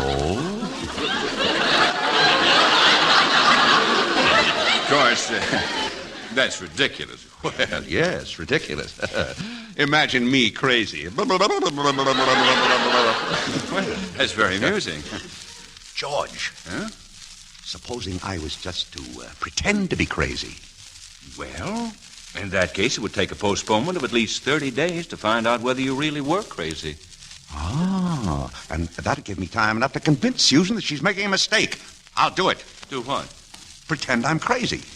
It can't be so hard. Any idiot can do it. Well, I tell you, you have to have witnesses, you know. I'll get him. Starting with Professor Klugel. Well, who's he? He's an old crackpot who lives across the hall there. He thinks I'm half nuts anyway. Mr. Ireland.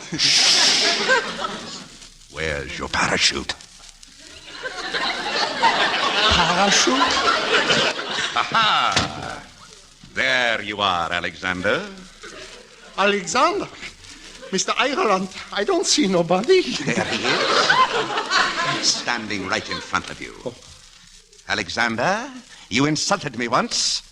Now take it back. No, don't move, or I'll shoot. But, Mr. Ireland, I gotta go now. Don't go, Professor. All right, Alexander. Take it back. So you won't take it back. Then take this. Bang. Mr. Ireland. He's dead. Well, Professor, what do you think of that? You know, I think he was crazy not to take it back. Good night, Mr. Ireland. Professor Klugel, where are you going? Oh, that's right. You came to see me. Good night, Professor. Good afternoon, Mr. Ireland. Here we go gathering nuts in May, nuts in May, nuts in May. Mr. Ireland. I'm a squirrel and you're a girl, and all the world's a great big world. Here we go gathering nuts in May, nuts in May.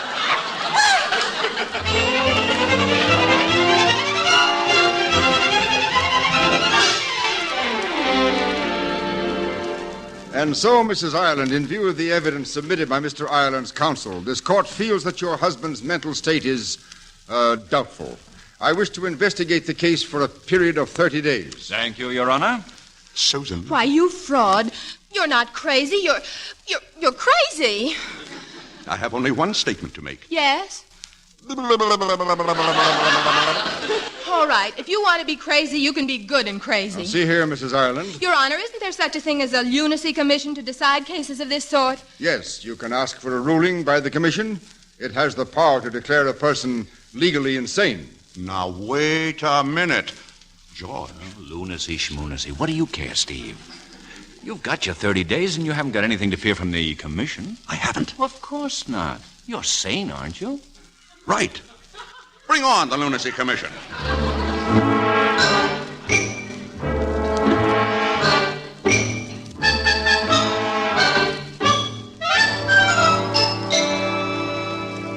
My name is Dr. Pelgrim, Mr. Ireland. The head of the Lunacy Commission will be here in just a minute now.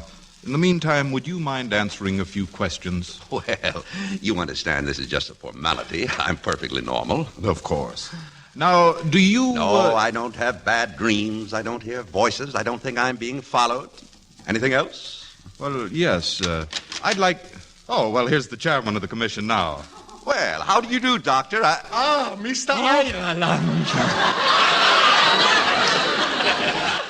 I've been expecting you. Tell me, how is poor Alexander getting along these days? Now, Professor, that was just a little joke. Wearing any invisible pants lately? Professor, I know what you're thinking. Are you familiar with this case, Professor? Yeah, in the immortal words of Dr. Sigmund Freud, he is nutty as a fruitcake. Please ask his wife to step in. Yes, this is ridiculous. There's a perfectly logical explanation for my behavior if you'll only listen to me. Yes, Professor Klugel? Mrs. Ireland, I'm afraid we have bad news for you. We must declare your husband legally insane. Will you listen to me? And you, Mr. Ireland, will be put in your wife's custody for a period of 5 years. My custody? There is nothing... Oh, my wife's custody? Well, that's different. Who's loony now, dear? That will be a much nicer arrangement than sending him to some kind of mental institution. Huh? Oh, you mean I can have him locked up? Whenever you wish. Susan, no, you wouldn't. You might fool him, Steve Ireland, but you're not fooling me. Doctor, get the straitjacket. Oh, no. No, you don't. No, please, Mr. Ireland, you must resign yourself. You can resign yourself to a punch and a kisser. See you later, Professor. You know something, Mrs. Ireland? He hit me. You know something, Professor? You're screwier than he is.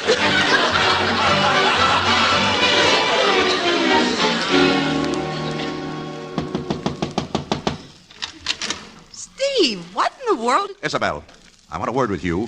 Oh, you look frantic. Frantic? They think I'm a raving maniac. They do? Why? Because I had an argument with my wife. Well, that's a reasonable explanation. And it's all your fault. Because of you, my wife left me, and I've been declared legally wacky. Well, that's life, kid. The bitter with the sweet, the good with the bad. Listen, my fine, blown, corncob philosopher, we're going to find Susan, you and I, and you're going to tell her everything that's happened, the whole story. Maybe she'll believe you. Oh, sure. We're palsies, your wife and I. Come on, stop arguing.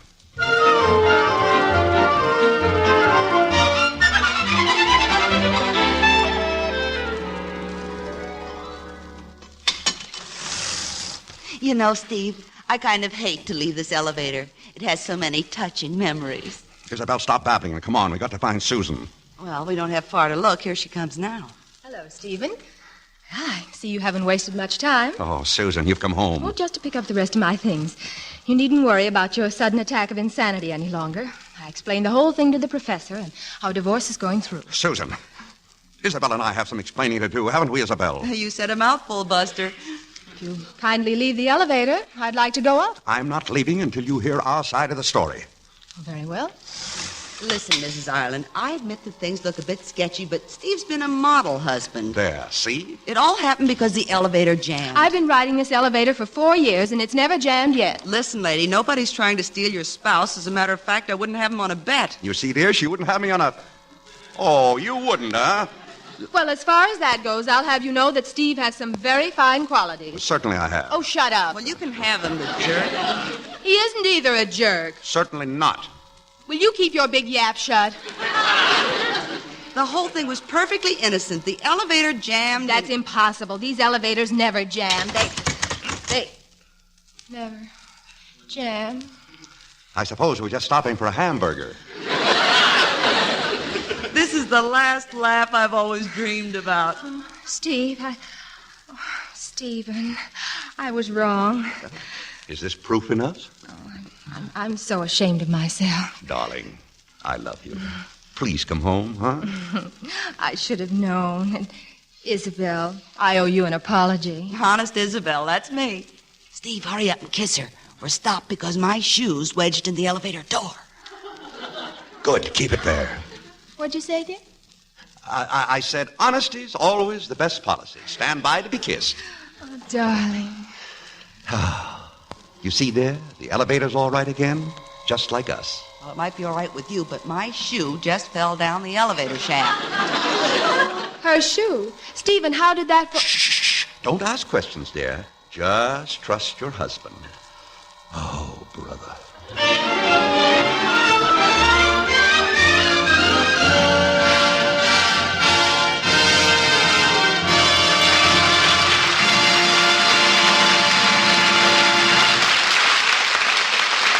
just heard the last act of Love Crazy. In a moment, our star William Powell and screen director Malcolm St. Clair will return to the microphone.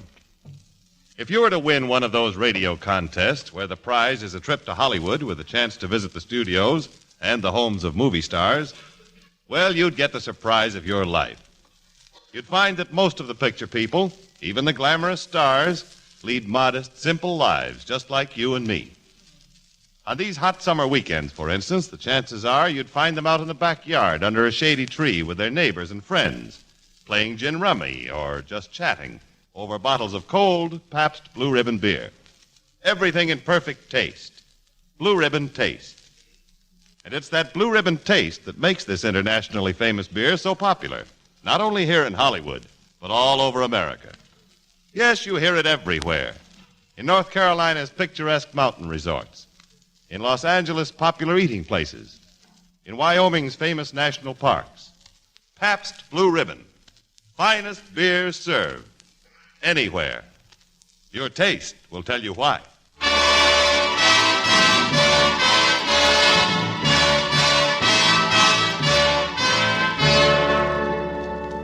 Next week on Screen Directors Playhouse, Pabst Blue Ribbon presents Appointment for Love, starring Charles Boyer with Gail Storm. Now, here again is tonight's star, William Powell, and screen director Malcolm St. Clair.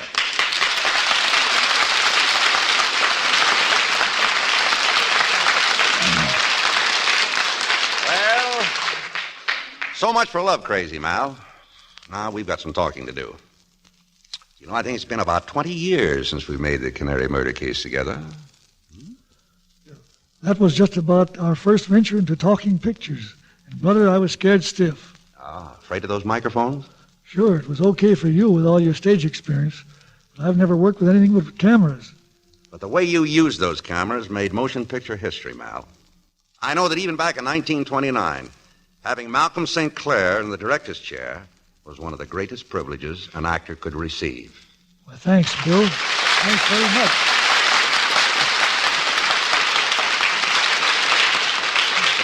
Good night, Mal. Good night, everyone. And good night to you, William Powell and Malcolm St. Clair. Remember, tomorrow begins another weekend. 2 wonderful days to picnic on the beach, swim in the lake, or just relax on your own back porch. Be sure you have plenty of Pabst Blue Ribbon beer cooling in your refrigerator. Enjoy your holiday with friends and neighbors and Pabst Blue Ribbon. Finest beer served anywhere. Your taste will tell you why. Love Crazy was presented by arrangement with Metro-Goldwyn-Mayer, producers of The Great Sinner, starring Gregory Peck, Ava Gardner, and Melvin Douglas. William Powell also appeared by arrangement with Metro-Goldwyn-Mayer, who soon will release Madame Bovary, starring Jennifer Jones, James Mason, and Van Heflin. Included in tonight's cast were Mary Shipp as Susan Ireland, Gloria Blondell as Isabel Grayson, and Hans Conried, Gil Stratton, Herbert Rawlinson, Bill Johnstone, and Dan Riss. Love Crazy was adapted for radio by Richard Allen Simmons, and original music was composed and conducted by Henry Russell. Screen Directors Playhouse was produced by Howard Wiley, with dramatic direction by Bill Karn. Portions of tonight's broadcast were transcribed. Listen again next week when Pabst Blue Ribbon presents Screen Directors Playhouse, production Appointment for Love, director William Seiter, star Charles Boyer. Screen Directors Playhouse is brought to you by the Pabst Brewing Company of Milwaukee, Wisconsin, Newark, New Jersey, and Peoria, Illinois, and sent your way with the best wishes of the Pabst Blue Ribbon dealers from coast to coast. James Wallington speaking.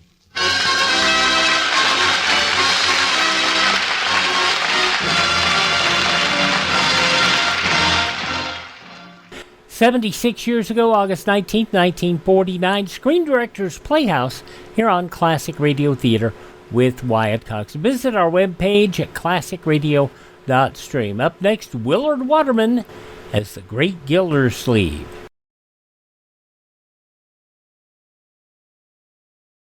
There are 2 air raid warning signals. A steady blast of 3 to 5 minutes means attack is probable. A wavering tone or series of short blasts means take cover. We head back 72 years, August 19th, 1953. Willard Waterman as the Great Gildersleeve. The Kraft Foods Company presents Willard Waterman as the Great Gildersleeve.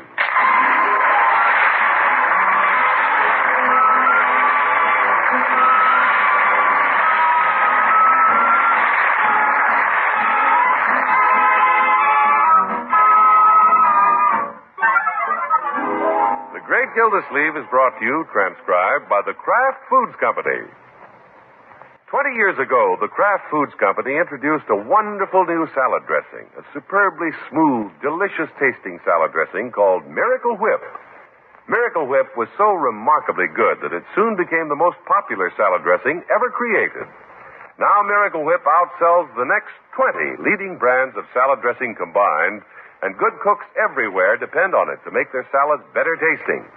To bring out the best in your salads, use the one and only Miracle Whip salad dressing.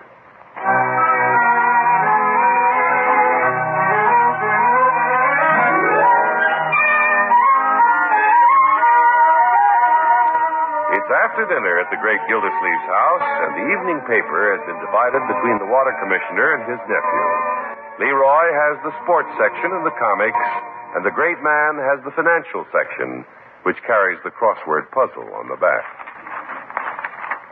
Leroy, Yeah, Unc? what's an 8-letter word for an African anteater? That's aardvark. Oh, yes. They eat ants. I know, Leroy. I'll bet you don't know how to spell it. Unc, why don't you work your own crossword puzzle? Leroy, I'm just testing you to see that what you learned at school. Huh? Yes. Oh, boy. Hey, Unc, look here in the paper. Let's go fishing at Grass Lake tomorrow. What? Oh, look at the big fish that was caught. A 90-pound swordfish. Swordfish in Grass Lake? Let me see. Leroy, this wasn't caught in Grass Lake. It was caught in Florida. Well, sure, but it shows they're biting. Oh, my. Let's go, Unc. Tomorrow morning, 6 o'clock. We'll have a lot of fun. 6 o'clock. Mr. Banks took piggy fishing last Saturday. You? How many swordfish did they catch? Well, they didn't catch anything, but they went fishing. Leroy, a fish hasn't been caught in Grass Lake in 3 years. Besides, you have to practice the piano tomorrow morning. Oh, gosh, can't a little kid have one day off? I practice every day of the week and 2 hours every Saturday. Faithfully. Faithfully. Yeah, I have reason to doubt, young man, that you even touched the piano last Saturday. Well, sure I did. I must have. Let's not fib, Leroy. I didn't hear you strike a note Saturday. Well, when it's time for my piano lessons, you always leave home. Well, I'm a busy man. But I happened to see your music teacher on the street, and from her report, I don't think you went near the piano last Saturday. Well, she's prejudiced. I put out good money for your music lessons. A small fortune for a very small return. Yeah. Why don't I do something nice for you, Unc, and give up the piano? You will not. I'm going to find out if you practiced. Bertie! Yes, excuse me? Step in here a minute, Bertie. Well, gosh, Unc, do we have to call witnesses? You can't tell fibs around here and get away with them, Leroy. Oh, groan. What you want, Mr. Gildersleeve? I got a sink full of dishes out there. Well, I've got a little boy full of fibs in here. Bertie, Leroy thinks he should go fishing tomorrow. Now tell me, did he practice the piano last Saturday morning? I'm usually busy in the kitchen on Saturday mornings, Mr. Gildersleeve. Yeah, I know, Bertie. But you can hear Leroy playing in the kitchen. You can hear that touch all over the house. Did you hear it? Well, Yes or no, Bertie? well, I usually have the windows open on Saturday morning. Lots of ambiguous noises coming in and out. Bertie, did you hear the piano? Well, I heard something. You did? I heard music of some kind. Of course, it could have been the old clothes man. Yeah, all right, Bertie. It's very evident Leroy did not practice his piano. What do you think I should do with a boy like this? I think you should take him fishing. Oh, my goodness. So do I. Well, I'm not taking you fishing until you learn to tell the truth.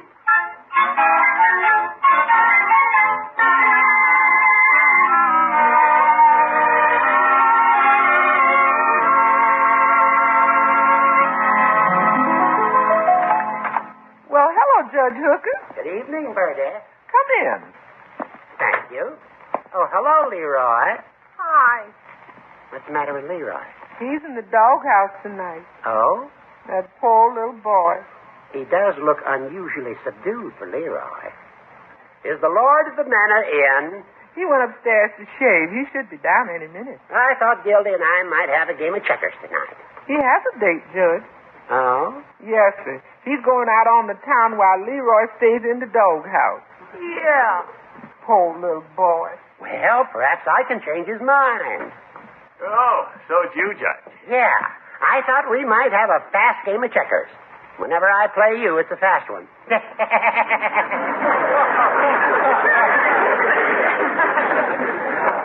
Yes. Judge, I don't have time to play checkers tonight. So I see. You did a nice job of shaving, Gildy. Smell nice, too. Don't go sniffing, you old goat. That bay rum's not for your benefit, believe me. Sorry, I can't play checkers with you. Good night. Well, as long as you're leaving, I'll walk away with you. I'm just going over to Miss Tuttle's. Well, I'll walk that far with you. I don't think that I should go in, though. I don't either. Good night, Bertie. Good night. Yeah. Good night, Leroy. Leroy, say good night. What seems to be the matter, Leroy? Unc won't take me fishing in the morning. You bet I won't. Well, why don't you take him, Gildy? It's none of your business, Horace. Or do you think you'll be too tired to get up and go fishing in the morning? After all the angling you do tonight. I'm not taking him for a very good reason, Judge. I caught him in a lie about practicing his piano. Leroy? A lie? Yes. Gosh, Unc, you don't have to tell everybody. It was just a little white one. Well, little white ones grow into big ones. If I've told you once, I've told you 100 times. Anybody who lies is bound to get into trouble. And he's in trouble. Oh, that's too bad. I hate to see the boy unhappy. That's okay. I think I'll go to bed. No, Leroy, don't go to bed feeling sorry for yourself. I'm not feeling sorry for myself. This hurts me more than it does you. It does not! Wait a minute, Leroy. Why go to bed so early? I'll stay and play you a game of checkers. Checkers? Well, if you don't mind, Judge, I'd rather go to bed. What? Good idea. Go to bed, Leroy, and stay there. Okay. But Piggy's father took him... Yeah, and I don't want to hear any more about fishing. You understand? Yes, sir. That boy. Oh, Unc. What is it now, Leroy? Good night. Oh. Good night, Leroy. Let's get out of here, Judge.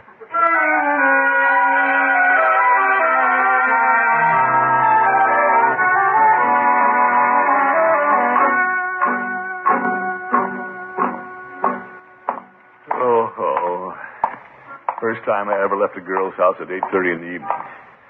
But Grace and I couldn't find anything to talk about. I guess I still have little Leroy on my mind. He looked so heartbroken when he went to bed.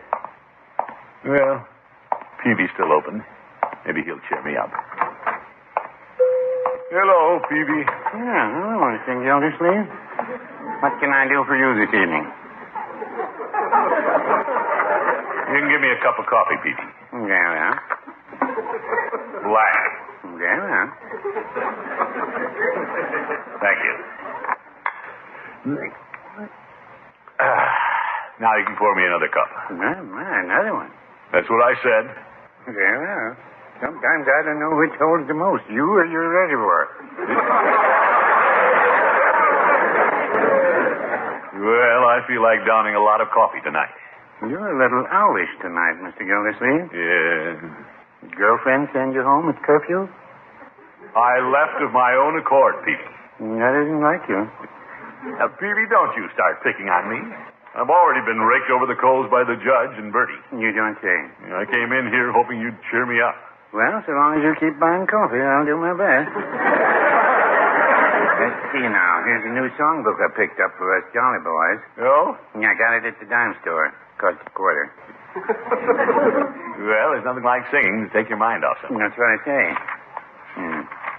Hey, here's Sonny Boy. Sonny Boy? I imagine you sung it many times to little Leroy as he climbed up on your knee. Little Leroy? Well, bring the book up to the next meeting, Peavy. I always liked Sonny Boy. Climb upon my knee, Sonny Boy. You are only 3, Sonny boy. Please, Peavy. You've no way of knowing, I've no way of showing what you mean to me, Sonny boy. Peavy, stop. What's the matter, Mr. Gildersleeve? That's so sad. I thought I sang it very well. That's not what I meant. Good night, Peavy. Are you going home so early? It's scarcely 9 o'clock. I know, but I have to get up at 6 o'clock in the morning. 6 o'clock? What for? To take Leroy fishing.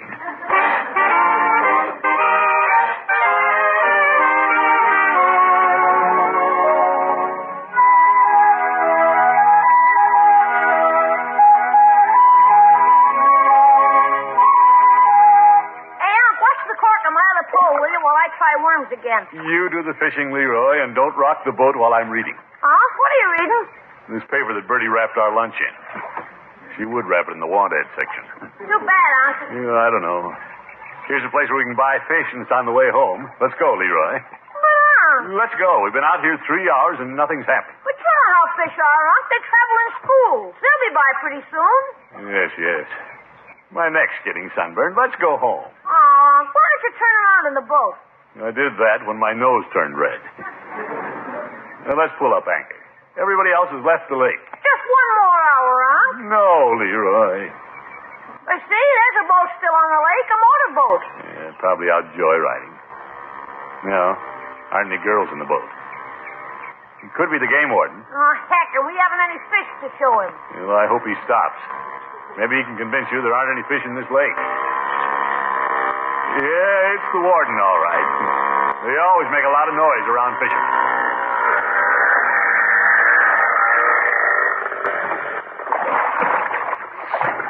Now, Betty says, what are you doing? Fishing? Hello there. Hello. What are you doing? Fishing? See? I am. Having any luck, Sonny boy? Sonny boy. No. Has anybody else caught anything? Well, they haven't started biting yet today, but I know they're here. Yes, yes. I suppose you have your licenses. Yeah, well, the boy doesn't need one. He's only 12, but size 16. Yeah. Stand up in the boat for the warden, Leroy. Never mind. How about you? Me? I'm not dumb enough to come out here fishing. You're out here? I just rode my nephew out. Yeah? Yeah. I've heard that story before. It's no story. Besides, you ought to be ashamed to sell licenses to fish in this swamp. Now, let's not get tough with the game warden, big boy. Well, let's not get tough with me either. I happen to be Throckmorton P. Gildersleeve, the water commissioner. I don't care if you're King Neptune. You know, you have to have a license to fish.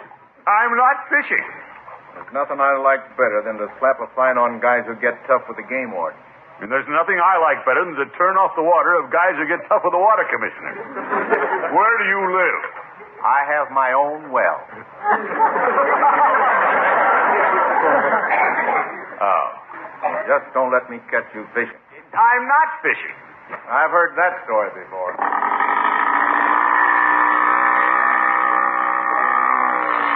Him and his bag. Well, that does it, Leroy. We're pulling up anchor. We're going home. Okay. Hey, Unc, the cork went down. I got a bite. Leroy, what did I say about telling fibs? Whoops! Pull it up, Leroy! Oh, say, it looks like a bass. A big one. Oh, Leroy, he's a beauty. Oh, boy. You land him, Leroy. Zoom. Not on me. But sit on him up before he flops out. Okay. Throw your line back. It may be a school going by. Okay. Hey, there's one in your other line. Grab it, Leroy. Jeepers, they're biting. Well, he's even bigger. You better let me pull him in, Leroy. Open on. Give me that pole. I can't. I haven't got a license. And you know what the warden said? Well, horse him in, then. There's one waiting on your other line.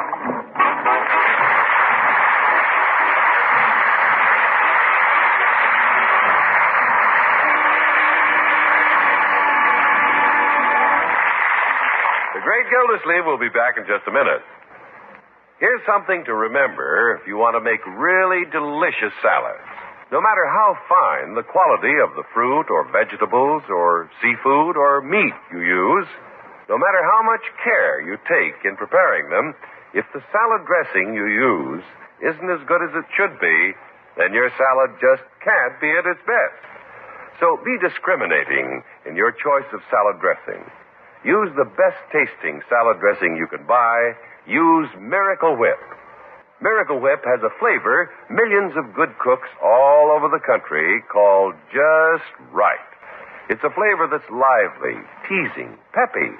A flavor that's truly delicious. It's a flavor you won't find in any other salad dressing because Miracle Whip is made from an original recipe created by Kraft. It's a recipe that combines the best qualities of zesty old-fashioned boiled dressing and fine mayonnaise. Miracle Whip has the kind of texture you want in a salad dressing, too. It's creamy thick and velvety smooth because Miracle Whip is blended thoroughly with special beaters. So many people like Miracle Whip so much, it's become the most popular salad dressing ever created and actually outsells the next 20 leading brands of salad dressing combined. Try it. See how much more delicious your salads can be when you make them with America's favorite salad dressing, Miracle Whip.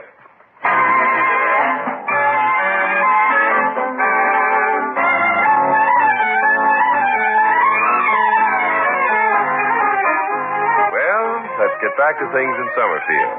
A car is pulling up in front of the Great Gildersleeve's house, occupied by one sunburned uncle, one happy nephew, and 8 very surprised fish. Thanks for taking me fishing, Unc. I had a wonderful time. That's fine, Leroy. You see this big one? He's the one who took the line way under the boat. Let's not talk about it.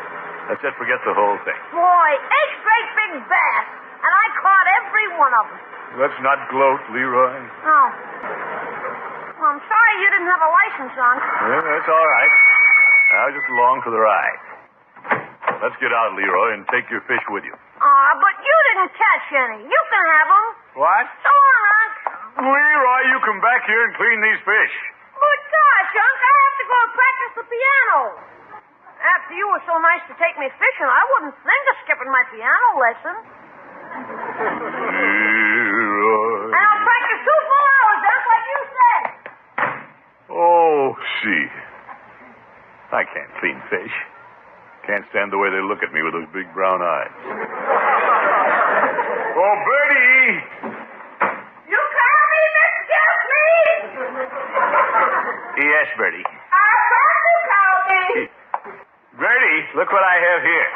Well, now, a big string of fish. Yeah. Mr. Gildersleeve, that's a fine string of fish. You should have your picture taken with them. Well. I never saw such big ones. Is that a flounder I see? No, they're all bass. I just sat on this one. You sure to have your picture taken with them? I don't have time for that. Just take them along, Bertie, and we'll have them for dinner. Oh, we'll have them for dinner, all right, just as soon as you get them clean.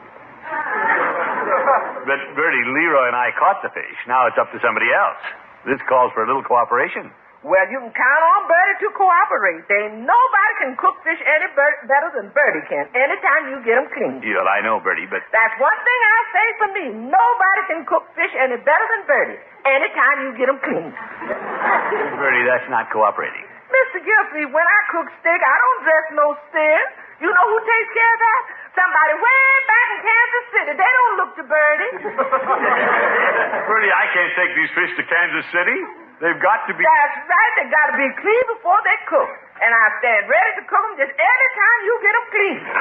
Oh, my goodness. Because that's one thing you can count on from Bertie. Cooperation. Cooperation. Well, maybe I can give them to a neighbor. Still, as Bertie said, it is a beautiful string of fish. Naturally, I wouldn't have my picture taken with them, but I may just go downtown for a minute and show them to the boys.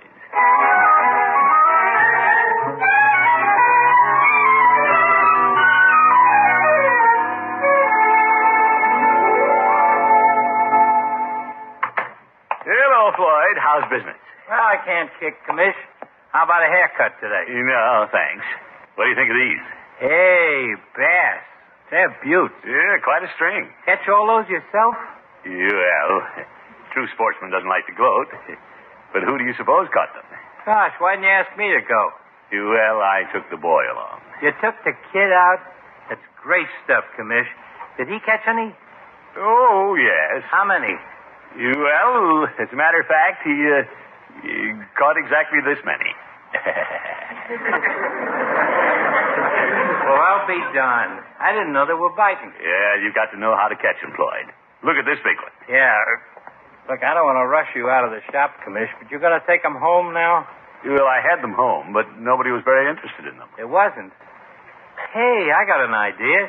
Lovey's out of town. Why don't we have a fish fry over at the house tonight? Fish fry? Sure, invite all the Jolly Boys over. It's Saturday night. We'll throw a wing-ding. Yeah, it sounds great. I'll go around and invite the Jolly Boys. Okay. While you clean the fish. Wait a minute, Commish. You're handy with a razor, Floyd. You can scale them in a jiffy. Me, a licensed barber, scrape fish? What do you want me to do, lose my professional standing? But, Floyd... What kind of a clientele do people think I got? Come in here and find fish scales all over the floor. Well, they have to be clean, and the man who furnishes the fish shouldn't have to clean them. Okay. You caught them. I furnished the house. Let somebody else clean them.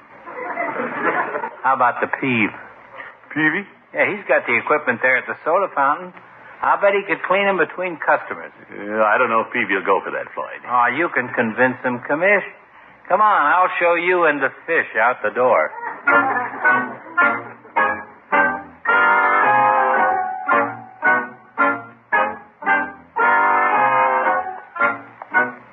Should have a lot of fun at Floyd's tonight if I can ever get these fish cleaned.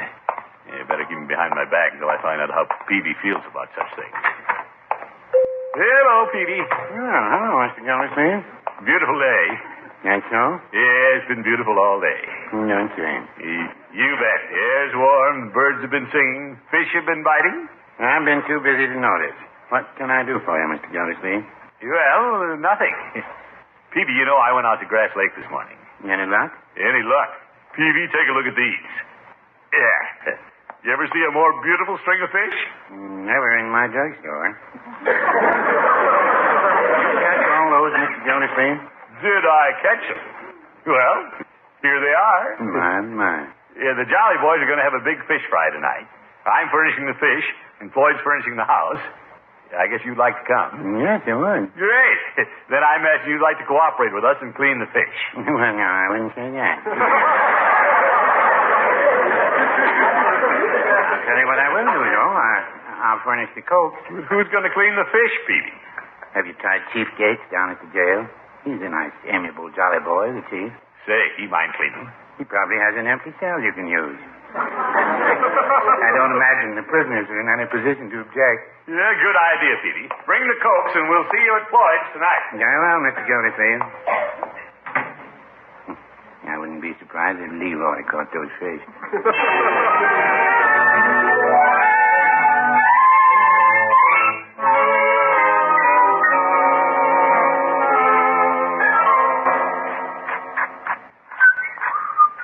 Nice job you're doing there, Chief. Well, thank you, Commissioner. The least I can do is clean them after you caught them. Well, you must be quite a fisherman to pull in big ones like these. Well, you got to know how to do it. How'd you happen to go out, Commissioner? Oh, Leroy wanted to go, and I nearly didn't take him. Discipline. Nothing serious, I hope. No, I just caught him a little white lie about his piano practice. Well, you have to watch those little lies. Sometimes they can grow pretty big. Oh, yes. Well, gentlemen. He's the Game Warden. What are you doing here in the cell, Chief?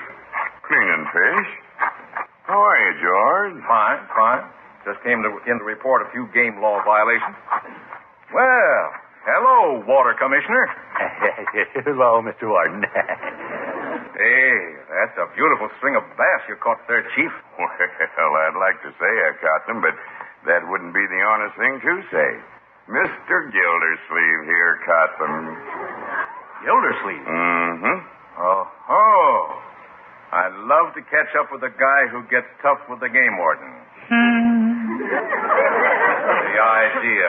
A city official fishing without a license. What's this, Commissioner? Well, come to think of it, Chief, I didn't really catch these fish. But I thought you said that you... I didn't say I caught them, Chief. I just said I didn't. Little Leroy caught them. I heard that story before. Yep. Well, he did. Water Commissioner, I'd like to ask you a few questions in the Chief's office. Now, wait a minute.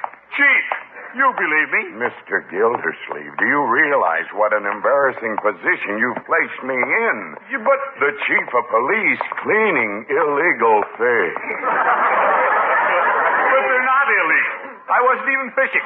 Call Leroy. He'll tell you the truth. All right, I'll call the boy. I want this cleared up as much as you do. No, I'm innocent. I've got a witness. You better have. Hello?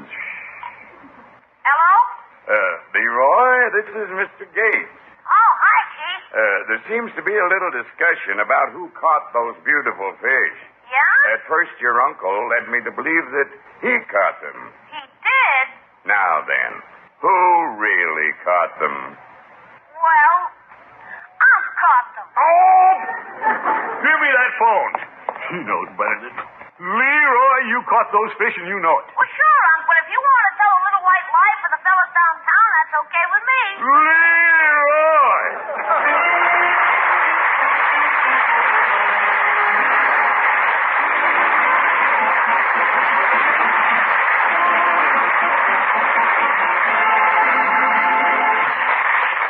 The Great Gildersleeve will be with us again in just 30 seconds. To keep fresh fruit from turning dark before you can serve it in your favorite fruit salad, do this. Cut it at the last possible minute, then immediately dip it into orange or lemon juice.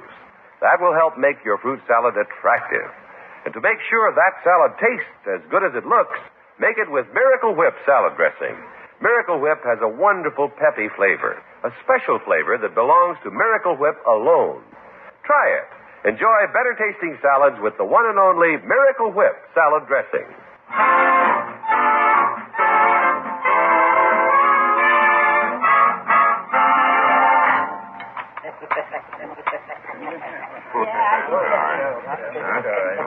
Gosh, Unc, I thought I was giving you a break. You nearly gave me a fine, Leroy. Remember, always tell the truth. I will, Unc. Yes, sir. You can't go wrong if you tell the truth. Now eat your fish. I think we should all toast Leroy, the mighty fisherman. Yeah, that's a good idea. No, wait, gentlemen. I propose that we sing a song for our honored guest and provider, the young Isaac Walton, who fared forth with rod and reel. Now, Judge, I thought you said a song, not a speech. How about he's a jolly good fella? Okay, for I'm a jolly good fella. Leroy, we'll do the singing. Do you want all the credit? Here we go. Me, me, me. For he's a jolly good fellow. For he's a jolly good fellow. Leroy's a jolly good fellow. My boy. Good night, folks. That nobody can deny. Nobody can deny.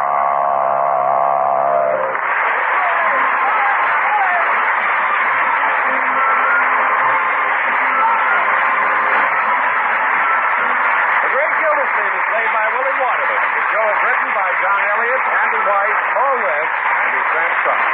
Included in the cast are Walter Tetley, Lillian Randolph, Earl Ross, Arthur Q. Bryan, Jess Kirkpatrick, Ken Christie, and Dick LeGrand. Musical composition by Jack Meakin. This is John Heaston saying goodnight for the Kraft Foods Company, makers of the famous line of Kraft quality food products. Be sure to listen in next Wednesday and every Wednesday throughout the summer for the further adventures of the Great Gildersleeve.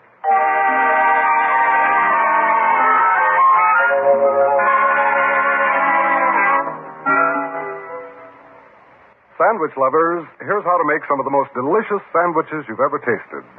Just spread that bread with Miracle Sandwich Spread. Miracle Sandwich Spread is made by Kraft, from America's favorite salad dressing, Miracle Whip, and spicy relishes to give you a spread with a wonderful tang. Use Miracle Sandwich Spread along with the meat or cheese sandwich filling you like best. Or for the quickest, easiest, thriftiest sandwich you could want, use it alone between slices of bread. Tomorrow, get Miracle Sandwich Spread.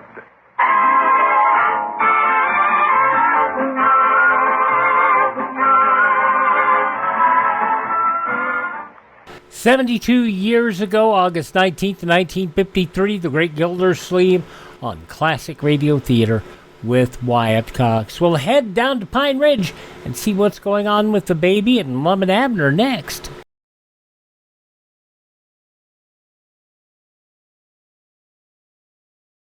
Every family should have a home shelter area. Every family should stock that shelter area with a 2-week supply of food and water. Prepare now to survive disaster.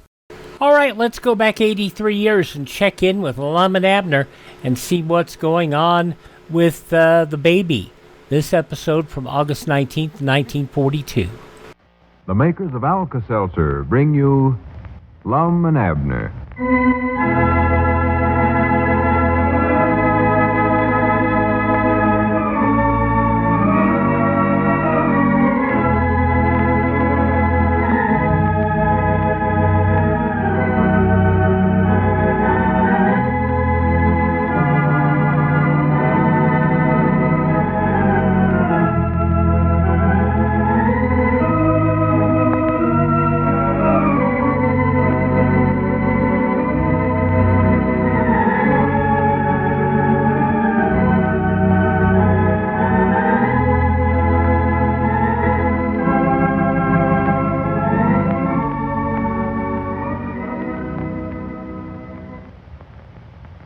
Unless you ladies are far different from the women folks I know, there's hardly a thing you look forward to more beforehand and bemoan more afterwards than an all-day shopping trip. Well, here's a suggestion you'll want to remember the next time you go shopping, because it can help you get so much more enjoyment out of your excursion and make so much difference in the way you feel when you get back home. Now, before you start out, tuck an Alka-Seltzer tablet or two into your purse. Then if you get one of those annoying shopper's headaches, or you can just step to the nearest drinking fountain where you'll usually find paper cups, fix yourself a drink of Alka-Seltzer, and help yourself to fast relief. Or towards the end of the day, when your muscles get stiff and sore from walking so much and being pushed around by the crowds, you'll welcome the quick, pleasant relief Alka-Seltzer offers from this common byproduct of a shopping trip. So, next time, take along an Alka-Seltzer tablet or two in your purse, or if you should happen to forget, remember, you can get a glass of sparkling, refreshing Alka-Seltzer at any drugstore soda fountain. And now, let's see what's going on down in Pine Ridge. Well, Lum and Abner have failed so far in their efforts to raise the $500 which Squire Skimp paid out of his own pocket to hire a lawyer to fight the baby's gold mine case. They sold their old delivery truck, only to discover that the purchaser was Cedric, acting as president of the gold mine. Before they discovered this, however, Lum gave Squire a check for the $500 they owe him and paid part of the commission demanded by Mr. Douglas, the mechanic who negotiated the sale of the truck for them. As we look in on the little community today, we find the old fellows in their jot-em-down store and library.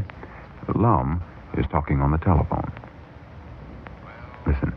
Well, I can't help it, Mr. Douglas. We ain't going to pay you no more commission. But don't you understand, that feller you sold our truck to was Cedric Weehunt, and he was just buying it for us. Well, he never knowed it was our truck, though. Well, that company name he put on a check don't mean nothing. No, he just made that name up. That stands for the Weehunt, Peabody, and Eddard's Gold Mine Company. But they ain't no such a company. No, we ain't trying to put nothing over on nobody. Well, go ahead and lawsuit. See if we care. Well, just go ahead. All right. Goodbye. Mr. Douglas wants a whole $50 commission, huh? Yeah, granted, we already paid him $24 of it. Why, sure. That's enough commission for just selling our truck back to us. Yeah, well, do you actually think he can lawsuit us for the rest of it, Lum? I don't know. I suppose he will. I don't know what Cedric ever figured we'd want that truck for in the first place. Well, he said he bought it so that we'd have something to haul the gold out of the mine in. Now, that shows right there how much he knows about gold mining. Huh? You can't get a truck down in a mine, I don't think. Can't, huh? We got to get that idea out of his head that he's president of the gold mine before he gets us into some real trouble. Well, it ain't going to be easy to do, Lum. He sits down there at Moe's Moots's barber shop telling everybody he's a big executive now. He had his shoes shined 5 times yesterday. For goodness sake. That little Pearl here that Clarabelle Seastrong's quit going with Gomer Bates and wants to get Cedric back now that he's a gold mine president. She don't know what a mistake she's making. But I ain't going to worry about Cedric no more. We got enough worries of our own. Oh, yeah. And the biggest one, studying up a way to raise that $500 we owe Squire. Well, didn't you pay Squire with that check yesterday? Yeah, but that check ain't no good. Huh? I wrote that check when I thought we'd actually sold the truck. Oh, I was that's going to right. take the truck money to the bank today to give her the check or give to Squire. Well, here, are we going to get put in a penitentiary for writing a bad check, Lum? No, I explained the whole thing to Squire, and he said he'd hold the check till we got that much money in the bank. Oh, he's sure been awful nice lately, ain't he? Yes, sir. I believe Squire's turned over a new leaf and reformed himself, Abner. I hope so. I sort of feel bad for all them mean things I've said about him in the past, too.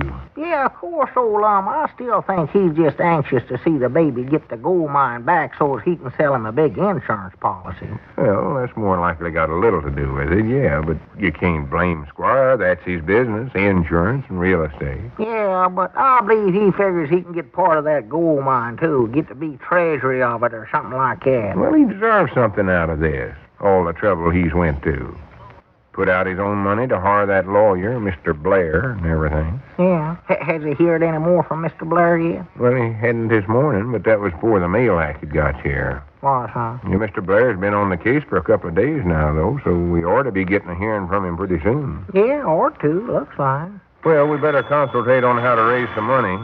Yeah. I reckon we could try to sell the truck again, but I'm feared Cedric would just buy it again, thinking it was a different truck. Yeah, just about. Wait a minute, I believe that was our ring. Oh. Maybe that's Squire now. Yeah, but one like that's him. I'll get it. I'll send her.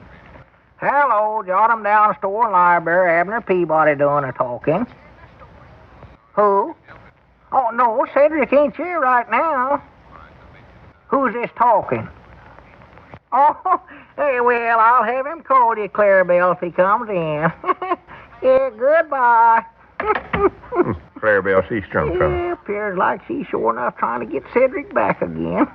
Doggos, that ought to make Cedric happy the way he's been pining ever since Gomer Bates started going steady with her. Maybe that'll take his mind off of being president of the gold mine. Well, I can't hardly wait to give him the good news. Bound you he'll run right over to Clarabelle's house, a big box of candy in his hand, you know. That's our ring again, Abner. That must be Squire this time. Oh, must be. I'll get them right here. Hello, jot 'em down, store Abner Peabody. Huh? This is whose secretaries? Cedric? Why, he ain't got... Huh? Board of Directors meeting.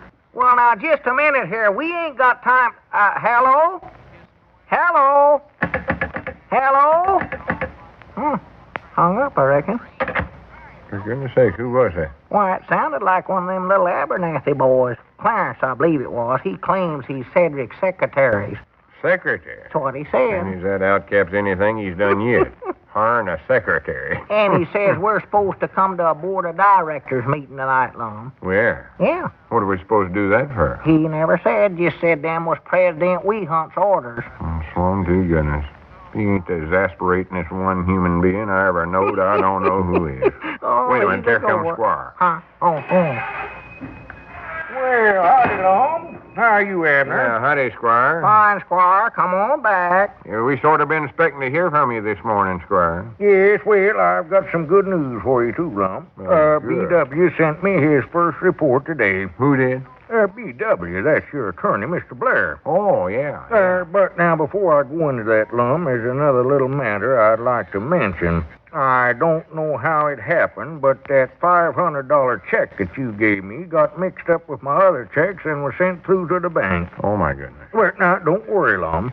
I called the bank long distance and told them it was a mistake and instructed them to just charge that off to my account there, so it's all right. Well, are you sure that'll keep us from getting arrested? Oh, yes, there's nothing to worry about, Now, here's what B.W.'s done so far, Lum. Yeah, I want to hear that. Well, he's contacted Mrs. Logan's lawyers, and, by the way, Miss Logan is the baby's aunt, you know. They wanted to establish the claim for the gold mine. Oh, well, we never did know her name. She never told us that when she come in the store and left the baby. No, I don't imagine she would have told you, Lum. Anyway, Mrs. Logan's lawyer told B.W. that the mine has been closed for the last couple of months now because, well, it sort of played out. There's no more gold there. No more gold? No, that's their story. But B.W. said that he doubted this very much.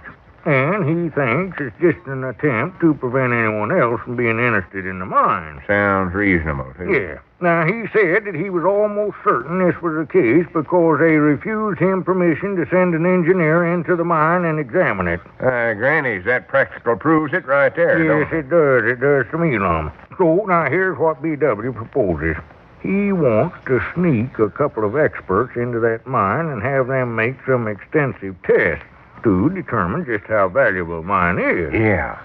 He says that he can hire a couple of men for this job for about $300 apiece. $300 apiece? Yes, well, you see, Lum, the men are taking quite a risk.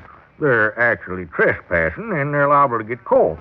But it's the only thing to do, because if they find out that Mrs. Logan's lawyers was telling the truth and the mine is worthless, why, there's no sense of spending any more money to fight the case. No, I reckon not. And on the other hand, if it proves to be very valuable, why, it'll be well worth the fight, and you'll have a nice piece of evidence against Miss Logan. This will prove that she wasn't telling the truth. Yeah, you're right, Squire. Oh, yes, Lum. Yeah, and we want to see the baby get everything that's coming. Why, yes. But $300 apiece. Well, now, I know your financial status, Lum, but now, why don't you go into the bank tomorrow and negotiate a little loan? Your credit's good there, isn't it? Oh, yeah, credit's good there. Well, why don't you do that? And in the meantime, I'll forward the money out of my own account so that B.W. can go ahead and get the men started right away. Well, I hate to have you do that, Squire. No trouble at all, Lum. Well, you can pay me back tomorrow when you get your loan, or any time as far as that's concerned.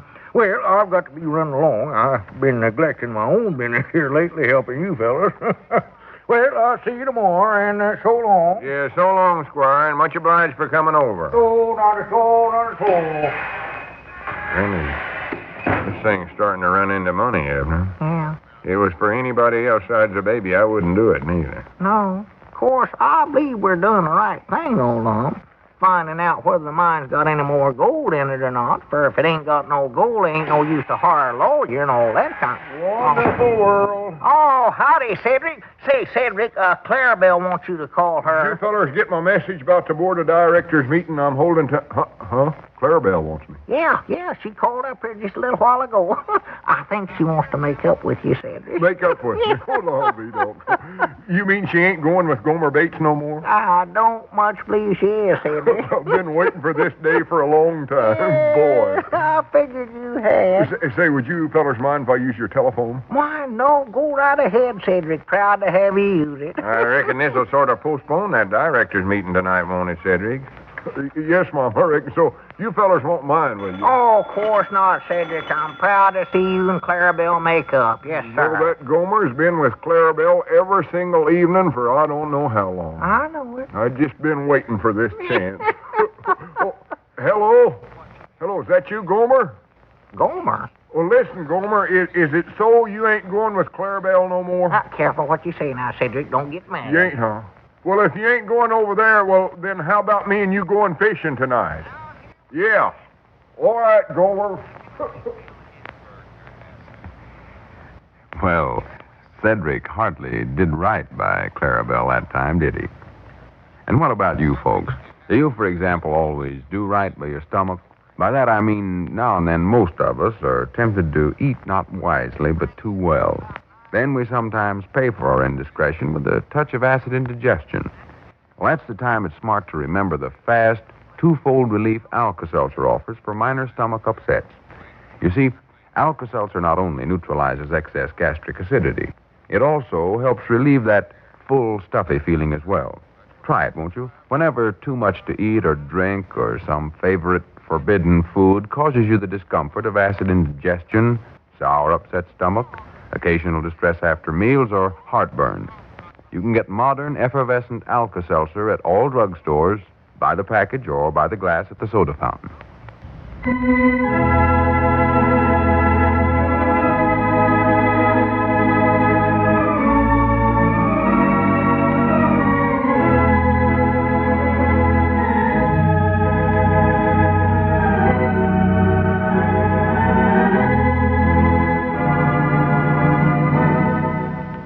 Jed Clampett used to say about Jethro, Gonna have to have a long talk with that boy one of these days.